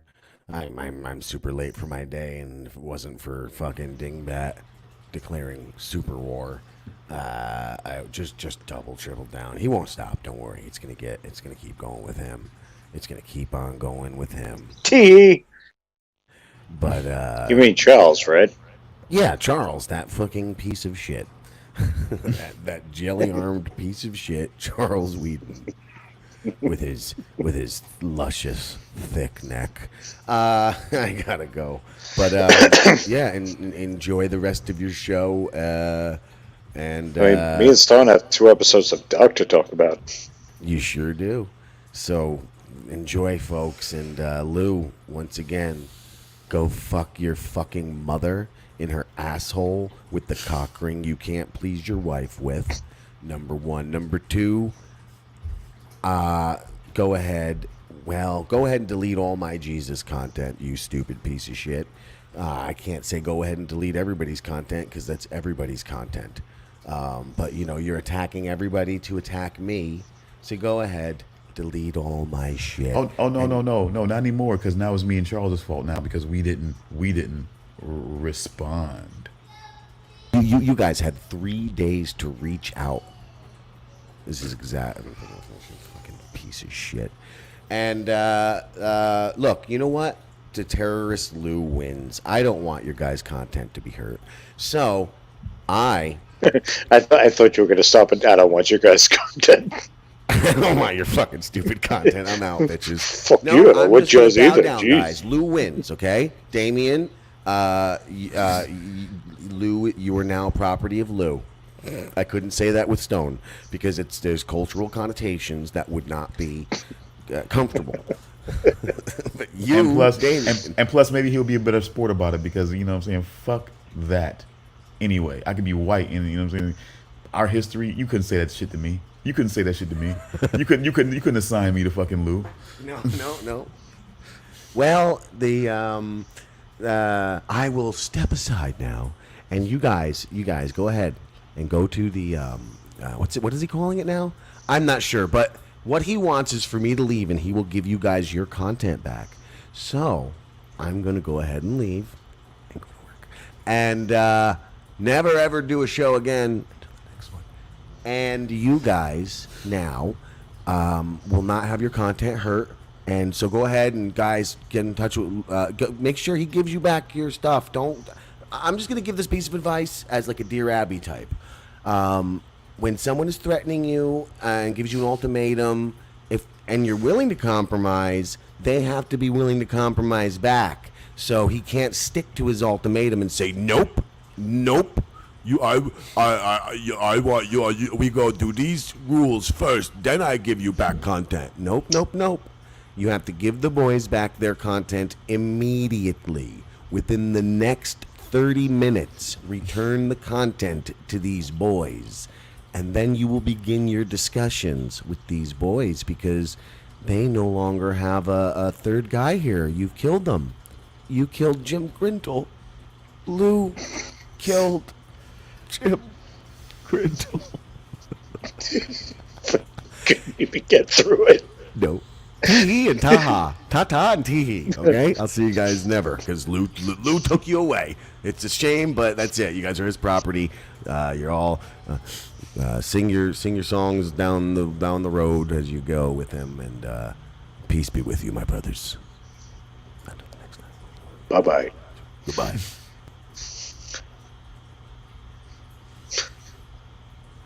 My God. Okay. What a time to be alive. Am I right? Yeah, hey. This Pearl Jam says that I am still alive, so. But do I deserve to be? I don't know. Is that the question? And if so, who answers? I don't know. But, anyway. Yeah, man. Back to Doug. Hannah the piece of shit. I don't even know where I want to go first. Yeah, we'll go there. We'll get her out of the way. Yeah. Wow. Okay. Sneaking the fucking time machine and fucking going back to oh my God. So do you think she was really trying to get him back? Do you think she was just No, I mean, maybe to a point, but I think she was just seeking what she wanted. He didn't give her what she wanted, so he was fucked. But I do kind of question if she was ever actually going to save him, or if she just wanted some confirmation, and still would have just left him there anyway. So Hannah goes back to 1953 or 54. I think you're right. It was probably 54 by that point. I think it had been like a year. No, okay, no, it's 3 because 33 years would make it 86. So okay. Yeah, it's 53. Okay, so she goes back to 53 to supposedly save Ulrich from being imprisoned for being a child murderer. She goes back, claims she's his wife, takes Katarina's name, then confronts him at this mental asylum that he's been locked in, this mental asylum prison place. And when you kind of think maybe things are looking up, she sort of just like, she just fucks him over. I mean, Org being the rule breaker that he always was, and you know what I'm saying, a little bit, you know what I'm saying, wanting to be rage filled, you know what I'm saying, wanting to be wanting to be a nihilist or whatever the fuck he was trying to be, you know what I'm saying, and it was like to become a cop. Like I said, once I got that history for him to become a cop, and to, you know what I'm saying, it was weird to me. See, to see him as a cop, because at first it was a funny thing, even at the point of him being in there with this, you know what I'm saying, with this female, because we didn't know at first, and then he pops out the window or whatever, and he's off. Okay, whatever this is, I don't know if this is a new. I'm thinking at first it's a new relationship or whatever. They didn't really want the son to know, you know what I'm saying, or whatever. Maybe it was a little bit too soon, or you know what I'm saying, or whatever the case may be. You know what I'm saying? But I'm like, then I realize he's a cop. Okay, I'm still not looking like, okay, because cops are not the moral majority or anything like that when it comes to shit. You know what I'm saying? So whatever. But then it's like when you start realizing it was the background. Once I got to the background and I started to realize, you know what I'm saying, what you can't. I'm sorry, you can't have that sort of rage. Like if you feel like you were done wrong, that's one thing. If you feel like the cops were complicit in doing you wrong, that's one thing. Okay, a confusing situation where no one can figure out what happened to your brother. You know what I'm saying? And to have that kind of rage and that kind of, it's just like that's not the kind of thing that carries over to becoming a cop. Like certain people are done wrong by cops and want to become a cop to show a better version of a cop. You know what I'm saying? Than what they felt like they were shown. You know what I'm saying? His processing of it was nothing that they were involved in. It just felt like an ineptitude, and it was more of just like he would look cooler as a cop. He would seem better as a cop. He just, you know what I'm saying? It was just like, it was more about that. But it was like, but nothing about being a cop and about being better was about like doing things the quote unquote right way. You know what I'm saying? He didn't see the right way to handle, you know what I'm saying, finding a young Helga, and you know what I'm saying, in this situation. And it's like, and then that's when we start realizing that, like, it's like they say, you can't stop what's to come, but you doing that, you know what I'm saying, like you doing that perhaps even precipitated the situation. Like maybe if you, it's like, it's weird, certain things were going to happen. It's like almost like you realize certain things are going to happen. It's like the only difference is that he may not have had a scar on his ear, you know what I'm saying, you know what I'm saying, on his face when that happened, or maybe he may not have had the whole, you know what I'm saying, the whole attitude that the only person that he could trust was Noah. You know what I'm saying? Maybe your interference, you know what I'm saying, is what drove that situation. You know what I'm saying? Anyway, it may not have been that way if it hadn't been for you pushing it along. You know what I'm saying? He throw him in that bunker to where he ended up being switched to 1986. You know what I'm saying? At that point, you know what I'm saying? It's just like, you know what I'm saying? It's like you gotta wonder, like they say, these things are gonna happen. It's like when you kind of pull back that curtain and start inserting things into there, all it does is kind of gives another curve or a twist or a turn, but it's still going to be heading to the ultimate path. But now things have adjusted a little bit in the, you know what I'm saying, in the overall optics, but we're still heading towards that thing. That's why I couldn't help, because the conversation was leading towards Adam shooting Martha, because like I felt like that happened because he realized at that point, you know what I'm saying, Jonas was not going to fucking prevent. He realized he was convinced that killing, you know what I'm saying, that killing, you know what I'm saying, basically stopping his father from killing himself would not prevent anything in a positive way. And so he realized that he had to, you know what I'm saying, let that happen. And so Adam realized at that point that the only way to now set him on the pathway that he felt like brings him to him was killing Martha. You know, at that because point. what did he say? It's like you'll carry this pain for a long time, and until you finally learn to let go of her, I think is what he said. That's what he's implanting because that's him setting the new fucking pathway. You know what I'm saying? Like that's him now. It began with shooting Martha, but now he's implanting things. Because I mean, because who else can live rent free in your head if not an older version of you? You know what I'm saying? If That's no one just else can, someone who is literally you, who has lived through, was it 66 years of your life, and is now telling you shit. but regardless, I mean, it's you. Regardless, it's you. Even if it was like just, you know what I'm saying, the 30. You know what I'm saying? I'll probably say if he was probably about 18, 33 years, probably puts him at about maybe about 40 or so. You know what I'm saying? As the mid-range version of Jonas.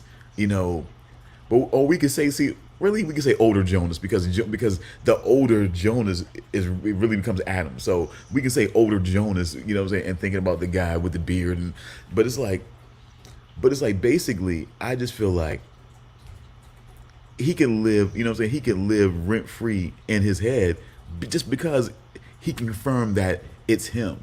So whatever he says to him, because of what everything is being said and how everything's connected, because he says that to him, it's going to basically live in there, regardless. It's going to live in there. You know what I'm saying? He may not even know what completely it means yet, but it's going to live in there just because he fucking said it. It's not even so That's much it. about it. It's not even so much as his experience or what he knows because he still doesn't know what he knows and what he's done. He still doesn't completely know what this is all about. You know what I'm saying? There's certain things people are telling him that he brings about, so he's trying to not be Adam for those reasons. But he still doesn't know everything. So it's more just about this guy is saying this. You know what I'm saying? This guy who is me, like it or not, you know what I'm saying? He's me and he's saying this. But it's like, why? But it's like, but it's like he's rooting it and directing it back to her. More than, you know what I'm saying, more than rooting it back to him. Martha didn't do anything but just be here and love and care about him. And he, you know what I'm saying, and he basically took her away. So, you know what I'm saying, but he's trying to redirect his pain at the point of losing her, not at the point of some older version of himself took her away. So, you know, really weird. That's another thing I'll give the show is it maybe presented us with the least sort of weird and creepy version of an incest storyline that I've ever seen. Because you got Jonas and Martha, who Jonas is her. Fuck. Uh, Wait a minute. So his father is her father, so that would make him. Now I feel stupid.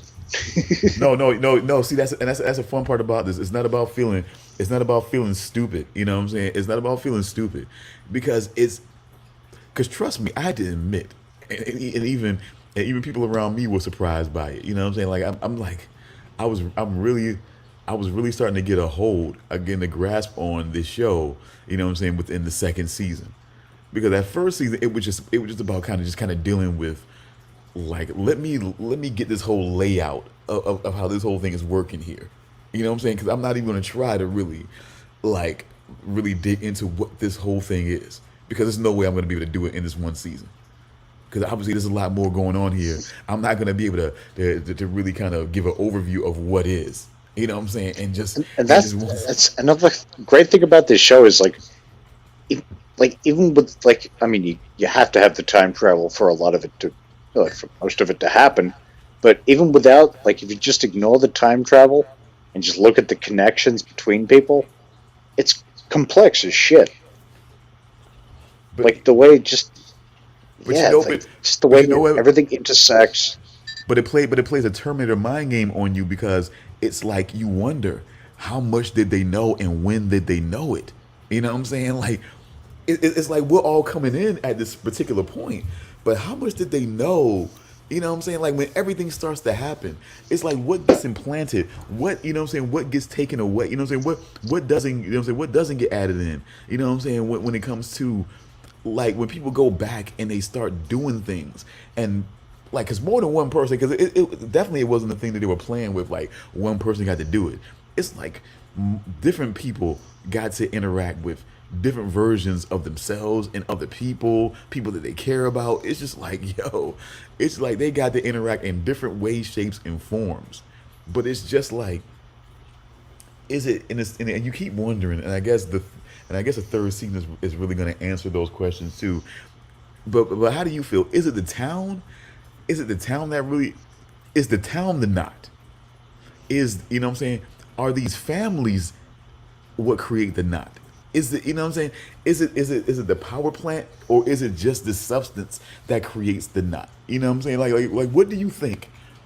Is you know what I'm saying? Is this thing that kind of creates this weird intertwining, you know what I'm saying, of these fucking families, man? Like what do you think it is? One, I think that's a very difficult question.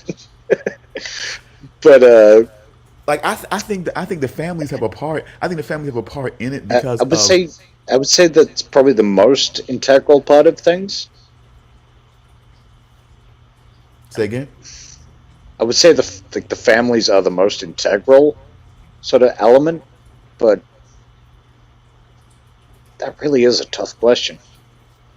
I think they have a part because of the secrets that they keep just in general. They like you say, even if there was no time travel, the secrets that they harbor that have gone Yeah. that have gone back like when you think like with just in the whole saga of Hannah, Katarina, and fucking Ulrich, it was just like this weird thing that goes all the way back to when they were fucking teenagers and whatnot. Like it's like okay, it's like Katarina. I mean, I'm not even sure. Like it's like they were all competing to see who the fucking like prize or who the main star was or something like that because it just seemed like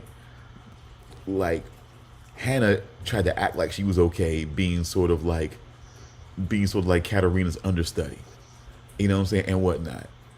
And it seemed like Ulrich, I don't know, it seemed like he wanted to seem like, it seemed like he liked being admired. It seemed like he always knew, like, I felt like he always knew that, you know what I'm saying, that there was a thing there, that she sort of had a thing for him, in a way. Oh, definitely. Because what they had that scene where they were sitting there, and I think it was a season one. It was a flashback scene where they're sitting there. It's like, you know, what would you change if you could? And he's like, you know, a world without Wyndon. Uh-huh. And then, you know, they had that whole thing which was called back to again when Jonas was sent back in 2019. You see the first time that Ulrich and Hannah actually bang out in the rainstorm, and they sort of call back to that thing. And like, there's definitely this whole kind of, there's definitely like a deep connection there that I guess got thrown by the wayside because he had kids with Katarina, and I'm guessing not necessarily. I think that was kind of an accident, like that they were just kind of thrown into that situation. So I don't know if there was ever all that much love there.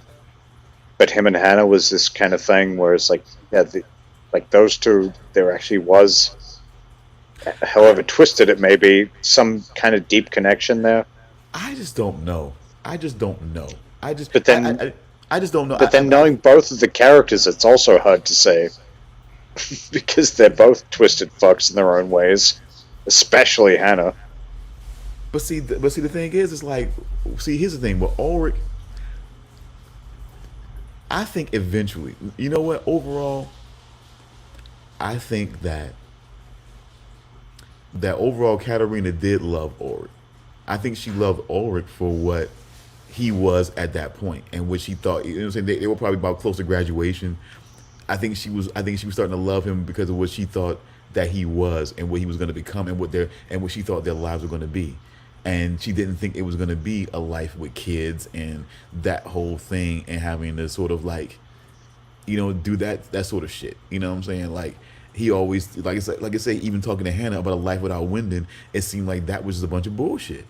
because you dug right the fuck in, became a fucking cop and all this type of shit. And then all of a sudden then she had to kind of follow suit too, and you know, like become Quick update from Charles Weeden. Oh, Hannah, this rotten bitch. Yeah, I saw that. Yep. I fucking saw that. But I also like that I keep forgetting his name. The new detective was introduced. Kohler. Oh, Kohler. Clausen. It's I like that Clausen now. No, it's Clausen actually, Clausen. because he did say that he changed from Kohler to Clausen, his mother's maiden name. But yeah, you know what I'm saying. But Yeah, I like that he was kind of like, it's kind of interesting that everyone born here never leaves here, and he was just kind of like, he didn't really say much about it. He just kind of pondered that was a bit strange. But Like no one ever seems to leave this place.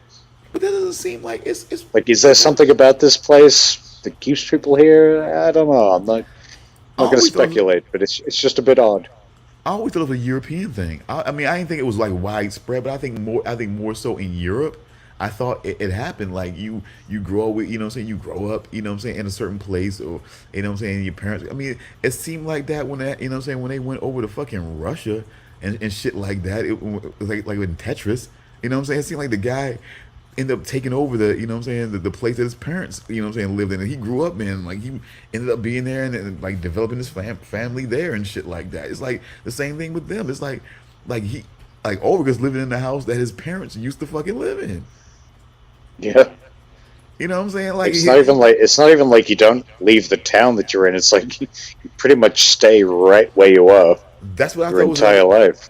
That's what I thought was like a European thing. Like I'm saying, at least somewhat of a European thing. Like some more people did it there. It's like, and it's like I just felt like, how can I put this? How can I put this? I just really felt like while their secrets played their own part, I just felt like, no, I think the secrets are the binding thing on both sides. The secrets between the people interacting, you know what I'm saying, whether it's the adults, you know what I'm saying, or the, you know what I'm saying, the kids, you know what I'm saying, or the kids of the new generation, you know what I'm saying, or whether it's the secrets about the time travel, the nuclear power plant, and everything else like that. It seems like everybody wants to be here more than anything. It's not even more like, okay, everybody grows up. It's like everybody wants to be here because they know something is happening here, and people want to fucking be here to try to either capitalize on it or whatever the fuck their purpose is. But it's like people felt in their own way they were entitled to something. I think the people who were least in the know were the Nielsen's.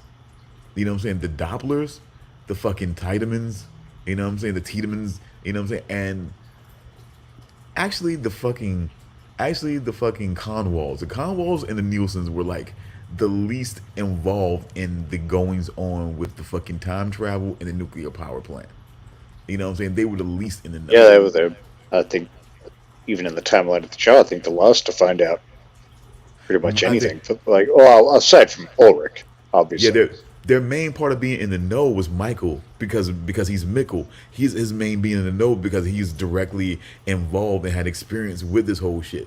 So that's how they're somewhat in the know. But his death kind of took them out of the know. You know what I'm saying? Because he never told them anything. He never told them any fucking thing. You know, which was kind of fucking weird. He never told them any damn thing. And that kind of lets you know, like, and that to me, I think a lot of people would have been a stopping block. I thought it might, because it's like, when you think about the fact of, like, holy shit, like, he was here. But again, it just, you have to understand that if you do understand the whole present, you know what I'm saying, future, present, and past all run simultaneously. So, like, his life leading up past 1986 was fucking like, oh my god, it's amazing. It's amazing. We see this kid and we see this family, and then we see this kid, but we're already dealing with the fact that the father killed himself. But that it's just like, that's what I'm saying. Like, the things happen simultaneously, and then like you throw a little pebble into the ocean, that's the past, and the ripple effect cause things simultaneously that happen. Things that simultaneously happening in the present. It's weird. And I will and say you something say, that really annoyed me. Sorry, you go. no, I don't please, overtake a no, minute. please go ahead. No, go ahead. I was just gonna say one thing that really annoyed me was so you got Ulrich Nielsen from 2019 gets sent back to 1953, then is stuck in an insane asylum for 33 years. Then in 1996 reconnects with this kid who knows it's his father. Then tries to escape with the kid and take him through the passage back to the future.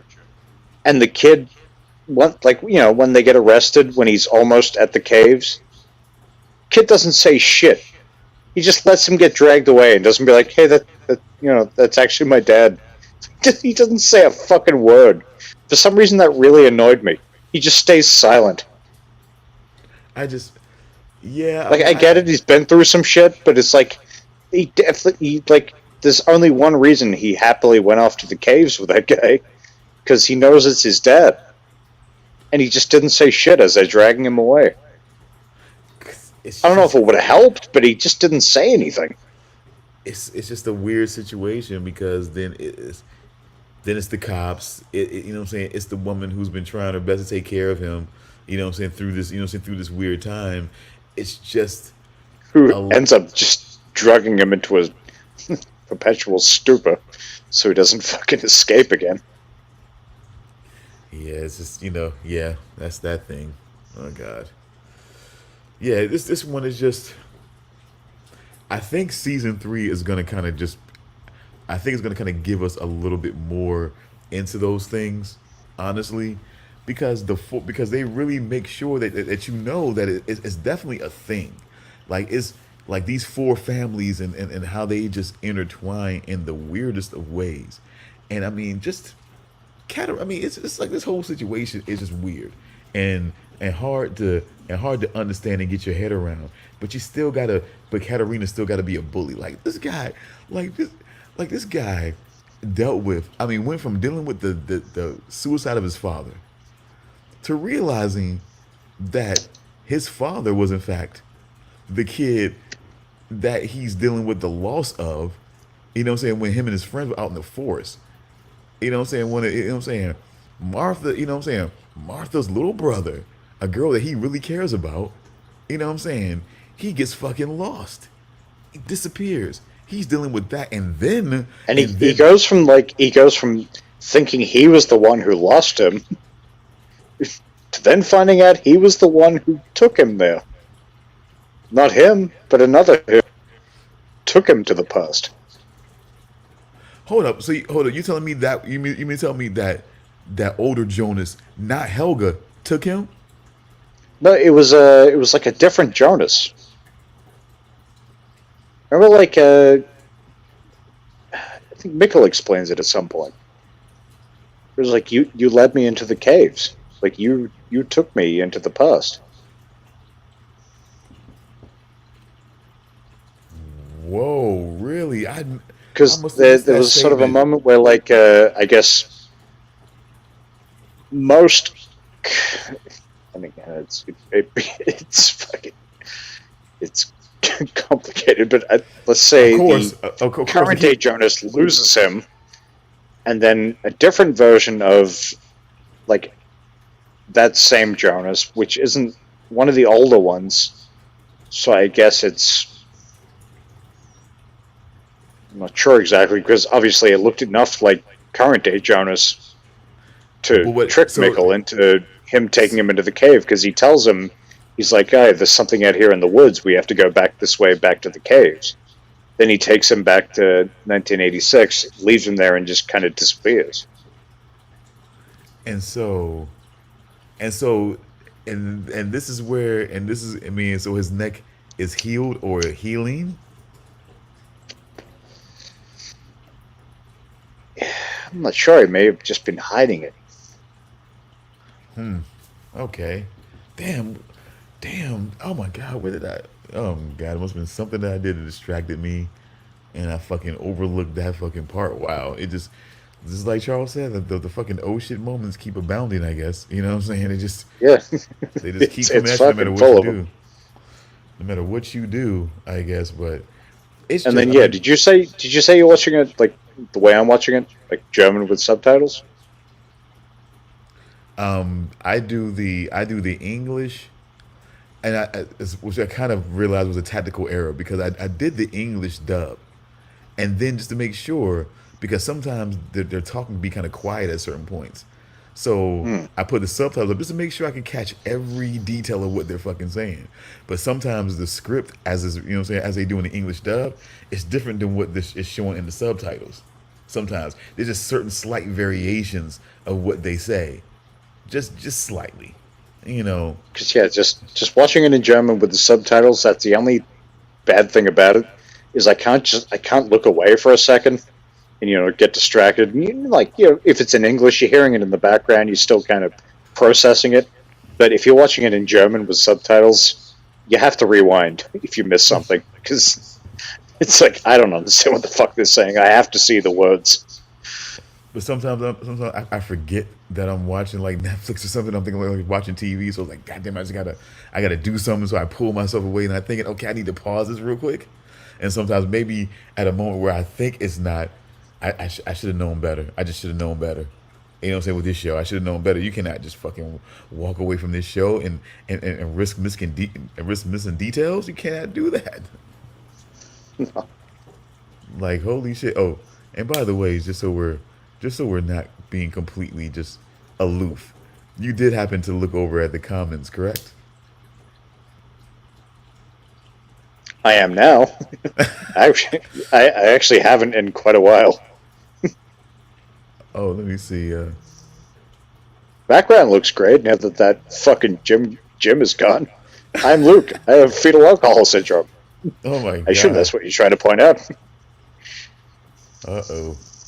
1 second here.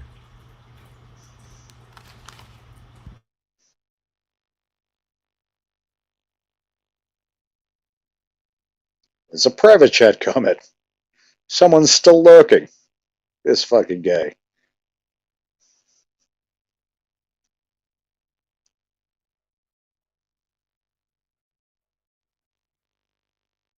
Here I go again on my own.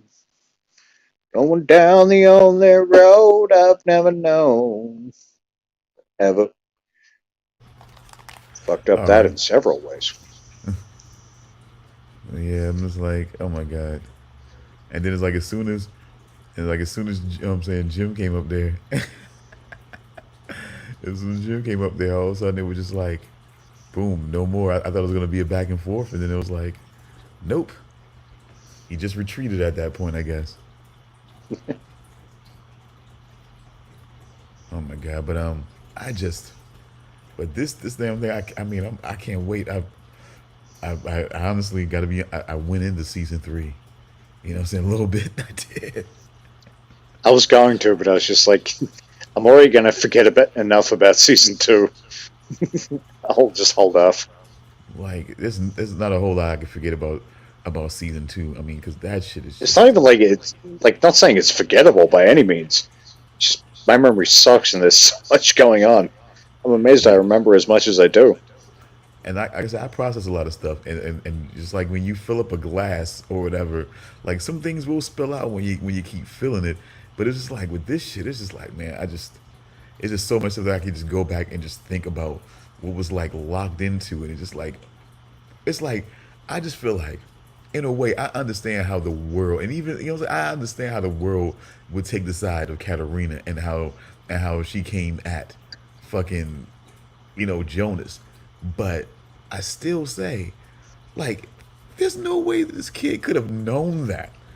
There's no way that this kid could have known, what I'm saying, that this shit would come to this. You know what I'm saying? Like that it would sort of be this weird thing of like Martha is his aunt. Like he didn't. There's no way you could have known some shit like that. Like you woke up in a completely different family, not knowing, what I'm saying, how connected your family was to the fucking Nielsen's. Like there's no way you could have known that. And it's like with it, and with the, oh my god, it makes you realize, what I'm saying, how fucked up Adam is in the situation. Yeah. You But know, like to that last point, I will say I touched on this before. I don't know how much you heard because you stepped away for a minute. yeah, a But I lot. will say it is probably the least weird incest storyline I've ever seen in anything. And they don't pop up much. This one was like when both Jonas and Martha sort of they they know their connections to each other and don't really give a fuck. And maybe it's the European element. Maybe they know how to do this kind of thing because Europeans are Europeans. But that whole thing where it's just sort of like, yeah, we know we're sort of connected in this way that is we're related, but we don't give a fuck. We still love each other. It didn't seem all that weird, even though it really should have. I just Maybe that's think just that my perception, but I felt the way it was done. I don't know. It just didn't seem all that weird, even though it is really weird. the only other place where I felt sympathy, where I felt that kind of sympathy, was in Old Boy. I don't know if you ever saw that movie. No, I never have. I know of it. Never seen it though. But yeah, that's where I felt that. That's where I also felt sympathy in this kind of situation because of what that guy did to what that guy did to him. You know what I'm saying? Like I definitely felt the sympathy in that situation. It wasn't as sick. It was sick. It was sickly twisted that he planned all of that and kind of directed him to you know what I'm saying towards that. But it wasn't sick like he was knowingly doing that. You know what I'm saying? It was just Was that really an bitter. Australian movie, or am I mistaken about that? Nope, that was Japanese, Asian. I'm gonna say let's just step it back and say Asian. Maybe. Oh no, yeah, I just realized what I'm thinking of. I'm thinking of something completely different. But I still do know the movie you're talking about. I was And you just thinking do, of something and entirely different. the overall premise, right? Yeah, yeah. What? I don't know how I got the two things confused, but continue. But basically, long story short, guy, you know what I'm saying, guy way back when guys, you know, some of these two guys were young, you know what I'm saying, sort of exposes that, you know what I'm saying, that a guy is sort of like, you know what I'm saying, either started the rumor or exposed that he was, you know what I'm saying, like hooking up with his sister. You know what I'm saying? Things like that. And that caused some serious issues. You know what I'm saying? He basically vowed revenge. So at one point he kidnaps this guy, jails him for like years and years, lets him out, you know what I'm saying? And sort of like sends him on this revenge pathway, you know what I'm saying? I guess. And is manipulating him the whole time. Gets him to fall in love with this girl, you know what I'm saying? They have a relationship and then basically reveals later on that that was, you know what I'm saying, his daughter. So, wow. Yeah, so a little bit of sympathy on that shit, you know what I'm saying? Because that was definitely a fucked up situation, you know, to say the least. Just a little But bit. and you know, this shit was just ass, you know what I'm saying? And it just, but it's like, like, how do you do? And that's the thing where you have to really kind of wrap your mind around, like, the past, the present, and the future. You know what I'm saying? Move simultaneously. They're connected, but they still move in their own spaces. So the Adam that is, you know what I'm saying, the older Jonas that is Adam, you know what I'm saying, is still moving and, you know what I'm saying, still moving and directing certain things in a way that was still causing the things that he wanted to cause. Because of course he knows that a certain version of Adam is not going to want his father to die. See, and the whole thing about letting go shit is about realizing, is about trying to get him to realize. That's what I'm trying to think now. My prediction is that him saying that he'll carry around this pain until he lets it go, until he realizes that it had to happen. Like until he agrees with him, his older self, that this had to happen. You know, and it's like, you know what I'm saying, more so than anything, or else he's gonna lament or he's gonna feel this pain. Or I just, I don't know, man. I just can't wait for season 3. I just cannot And wait. it's now like I'm intrigued how they're going to handle what we've currently been given, then also this at least second world that we've been introduced to right at the very end there. Oh boy. But they, Fucking but they, Martha's laying there dead. Jonas is crying, and all of a sudden, another Martha turns up, like dark hair and bangs. And she's like, what did he say? Like, when are you from? I think he asked her something like that. And she's like, it's not when, it's from which world. And she pulls out her little fucking time travel or dimensional travel machine and takes him off somewhere else. So That seemed, I guess that's going to be an element now. but of course, as you can, but see, that's the thing we have to look at too. Her shit was much more nifty and streamlined, and Oh you know yeah, what I'm saying, it was definitely like a and built the move. You know what I'm saying? Like Yeah. it was, it was more of a thing where like, goddamn, she was able to get there. You know what I'm saying? Get him out of there. You know what I'm saying? Right yeah. It was like before- press a button, thing activates in a few seconds, it's done.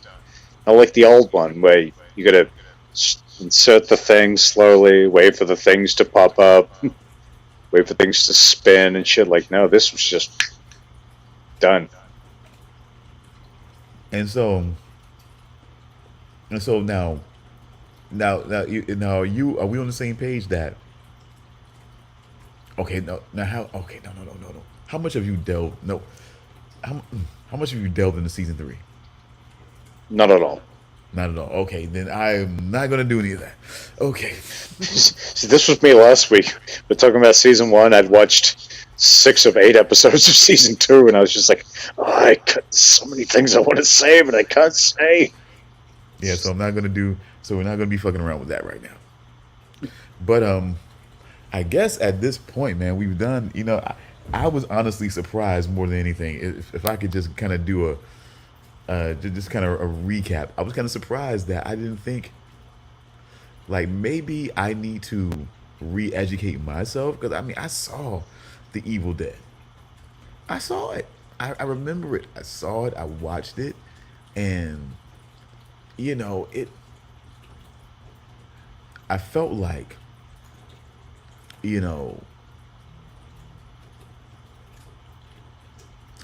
how can I put this?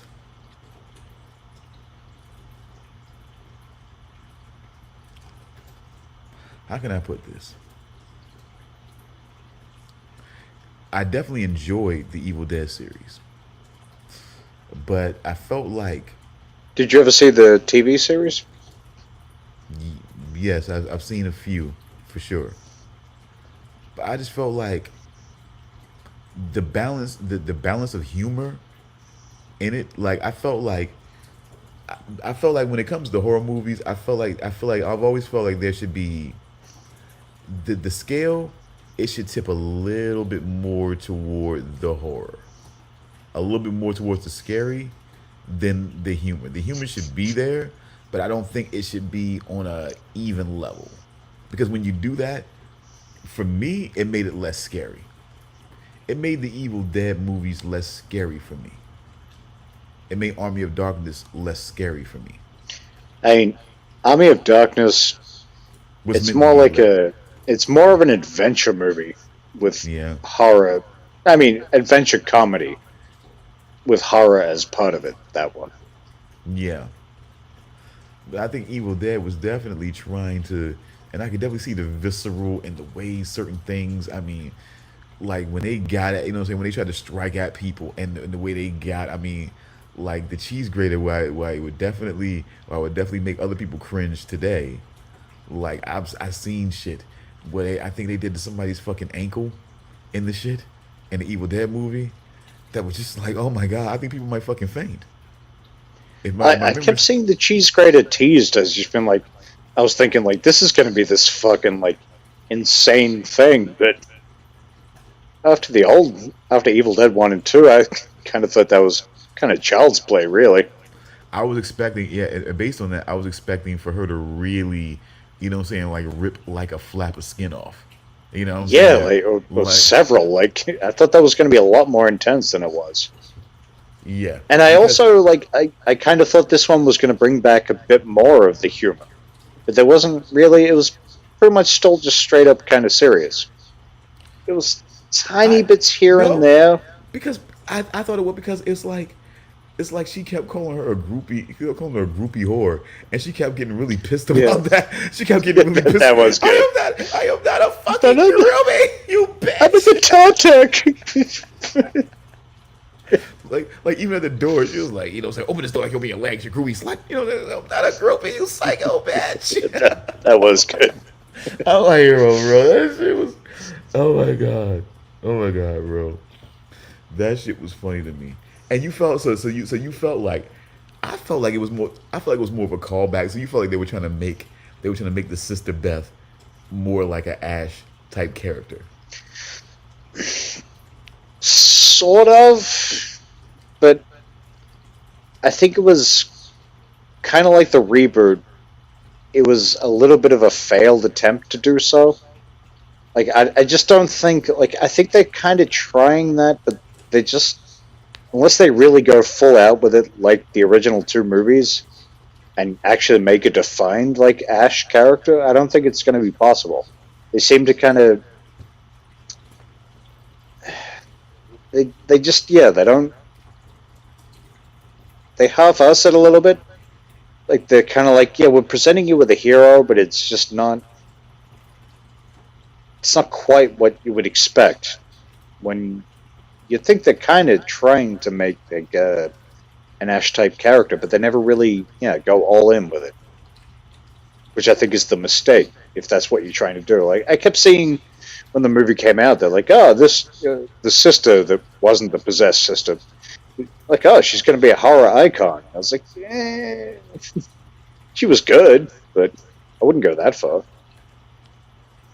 I mean, like I said, I would definitely say, if nothing else, the chainsaw and the shotgun were definitely those iconic callbacks to that.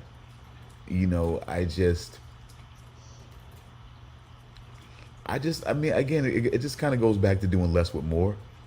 Like, to earn those, though, in my opinion, as such a huge fan of the originals, to earn those, you really need to go through some shit. You need to at least lose a hand before you earn the shotgun and the chainsaw. Okay, I give you credit. I'll definitely give you points on that one. Definitely. I just feel like, again, with Evil Dead, that's one credit I will give. Like I said, it wasn't some of the humor, some of the way that they were just, like the way they were when they locked them. When they locked them in that fucking little cellar and shit like that. The way they were, there, it was just like,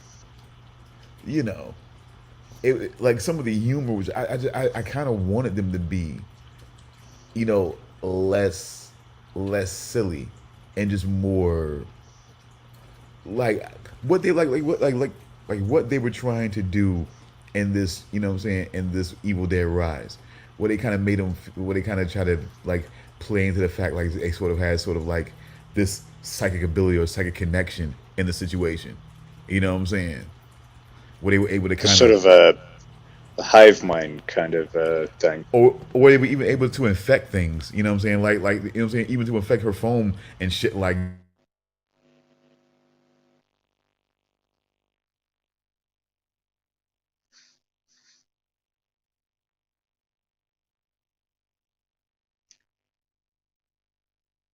Let's see, what can I say about myself?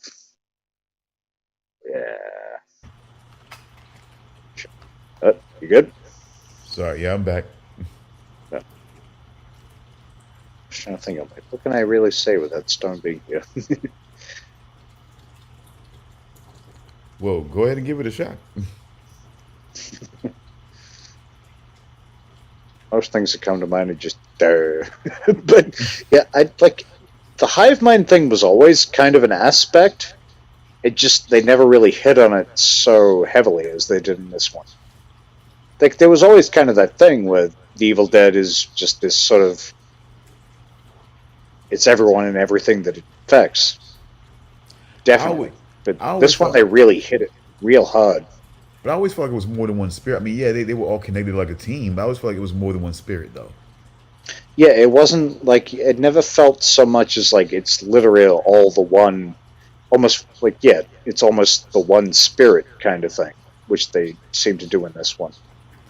I don't know. I mean, I guess I kind of not necessarily the one spirit, but yeah, like they Yeah, they just went really hard with the hive mind kind of thing. Oh yeah, they were Whereas I definitely. feel like they used to be a bit more independent. While still being that, there was still a bit more. It was more based on the individual a bit more, I think, with the older ones. Oh Lord, here we go. So we're gonna do this. Evil Dead Rise was amazing. Okay, I mean, my daughter, who's definitely hard to, you know, what I'm saying, hard to spark up. She definitely felt like the violence. I just felt like in that whole women taking themselves too seriously. I felt like the violent. I mean, I felt like she got super violent on the guys on the outside of the apartment. You know what I'm saying? Like for sure. And it was just Hey, like, one dude got his fucking eye eaten out. yeah, and then it's like with the, you know what I'm saying, people getting thrown around, disemboweled out there. I mean, the one older guy with a shotgun got disemboweled out there, it seemed like, you know what I'm saying, she really dug into his damn stomach.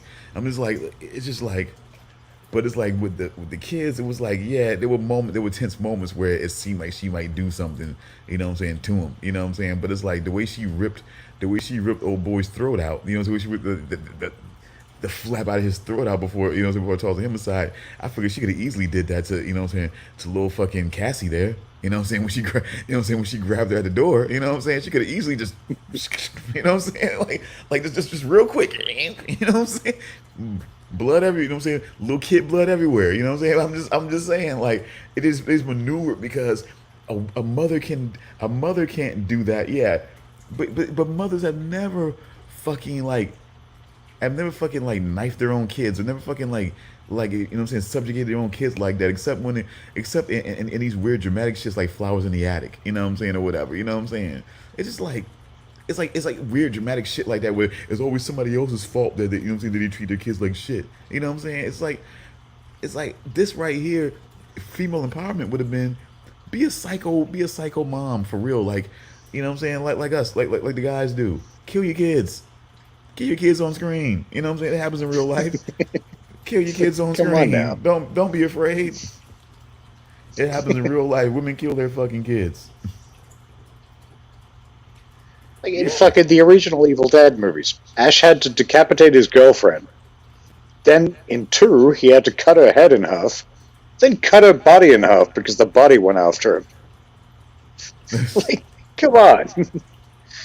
You couldn't like they went pretty hardcore in this movie, but it also felt like they were holding back a lot for no real reason to a point as well. Because it was for much of the family, you know what I'm saying, outside of Cassie to be pretty much gone at this point. Like, yeah, they really could have went for it a little bit more, because the only person that ended up being saved was Cassie. I mean, outside of fucking Beth, of course. But I'm talking about that immediate family of the mother and the 3 kids. The only one who makes it out is Cassie. They could have went a little harder with this. You know what I'm saying, for real.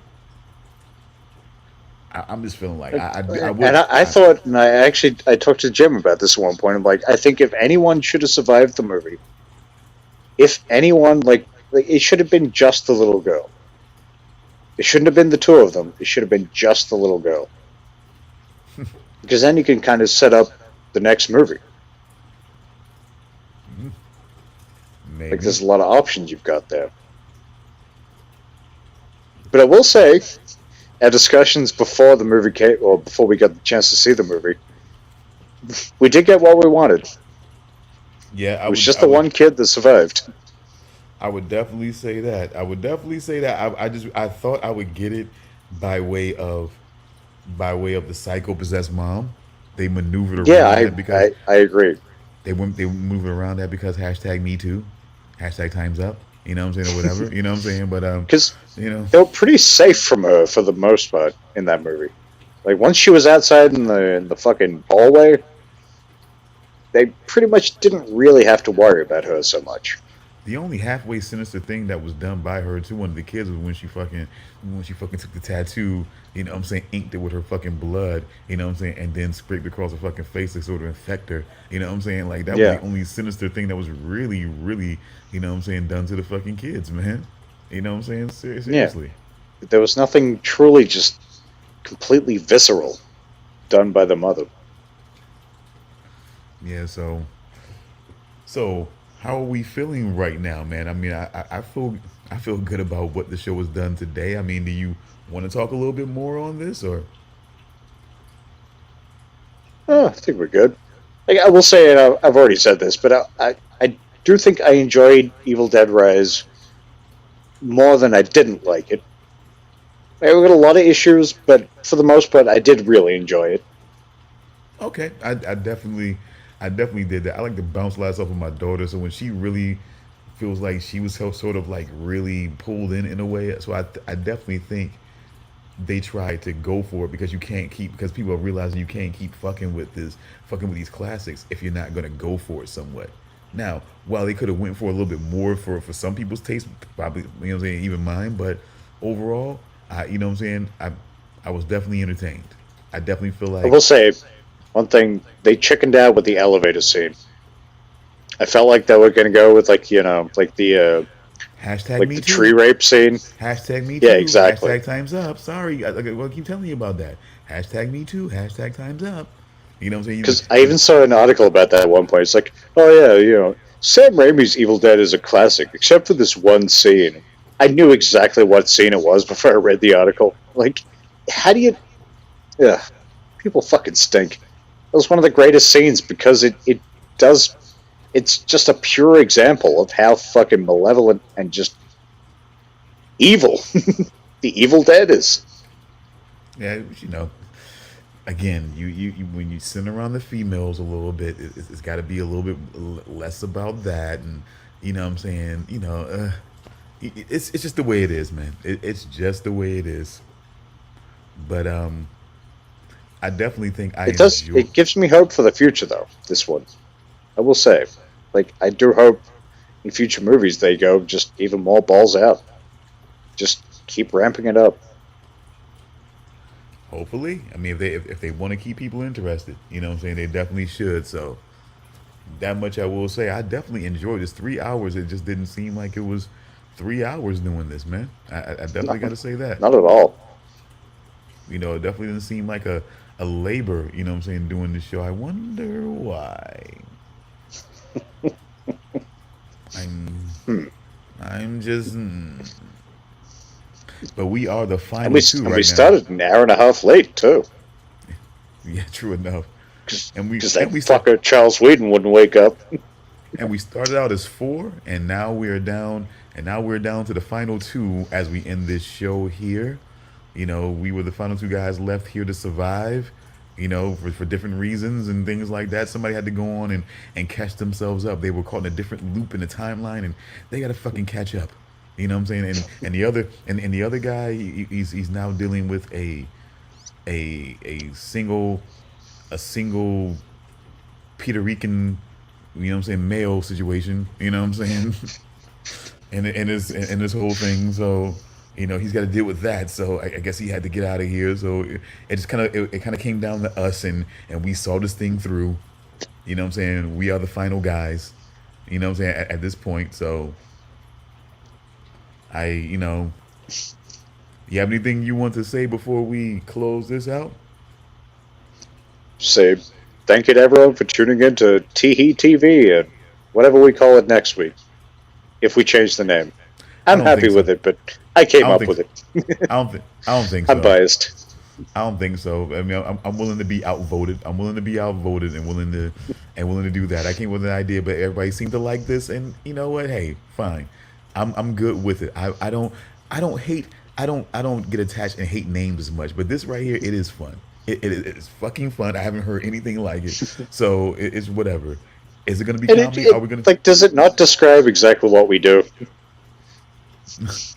I mean, hey, it's funny. It's funny. I like it. It has its charm. I don't hate it. I'm definitely not gonna do anything like try to take people's access away. So don't worry about that. But you know, so no worries there. But Best not. but please come back next week because season three is going to happen and it's the last one. And there's a lot of things that are going to happen in this season three that it's going to boggle the mind. So hopefully, you know what I'm saying, they can get it all done because it's going to be weird. It's going to be fucking weird. So Yeah, please it's tune in. definitely going to be. please tune in for that for sure, and tune in for the other things that we'll be talking about. We will work on that. This whole thing just kind of happened out of nowhere, but we're professionals and we're gonna fucking drive on. We're gonna move on. So this is the moving on. So this is us moving on. These two fingers. That's right, folks. This is us. This is Creeps Nation. This is fucking DJR Network. I didn't mean to hit that, but sure. This is DJR Network. This is Mainframe Multimedia. These are all these things. We are all these things, and we bid you a great afternoon to some and early morning to others. So, thank you. It's nearly 3 a.m. Yeah. Yeah, exactly. Early morning. We'll work on some indie music soon. We're going to be doing everything. I try, guys. I try. You know what I'm saying? I appreciate that, V. I'm trying here because, we now have to show that we can do this, that we can still bring the funny, we can still bring the idiot, but also bring the brilliance. You know what I'm saying? Because now there's a gigantic hippo-sized void in the idiocy, seat. So we have to go ahead and, now we have to work together to refill that. So we will refill that, that large void, absolutely. So we'll work it out, folks. We'll work out some new music and all that good shit, and this is going to be great. This is going to be great, folks. We're going to, maybe one day I'll be a known enough guy that I'll be rumored and hooking up with Kathy Griffin. That might be the crowning achievement of my life. Oh, really? Kathy Griffin? That's who you pick? Have you seen Kathy Griffin now? I'm just saying. I'm not saying it's a goal for me. I'm just saying, like, if people can say, hey, this guy over here, this shitty podcaster is, is rumored to be hooking up with Kathy Griffin, like, like this other shitty rapper was said to be hooked up with Cher, or whatever. It's like, if for no other reason, just to have enough attention put on me, that's all I'm looking for, man. That's all.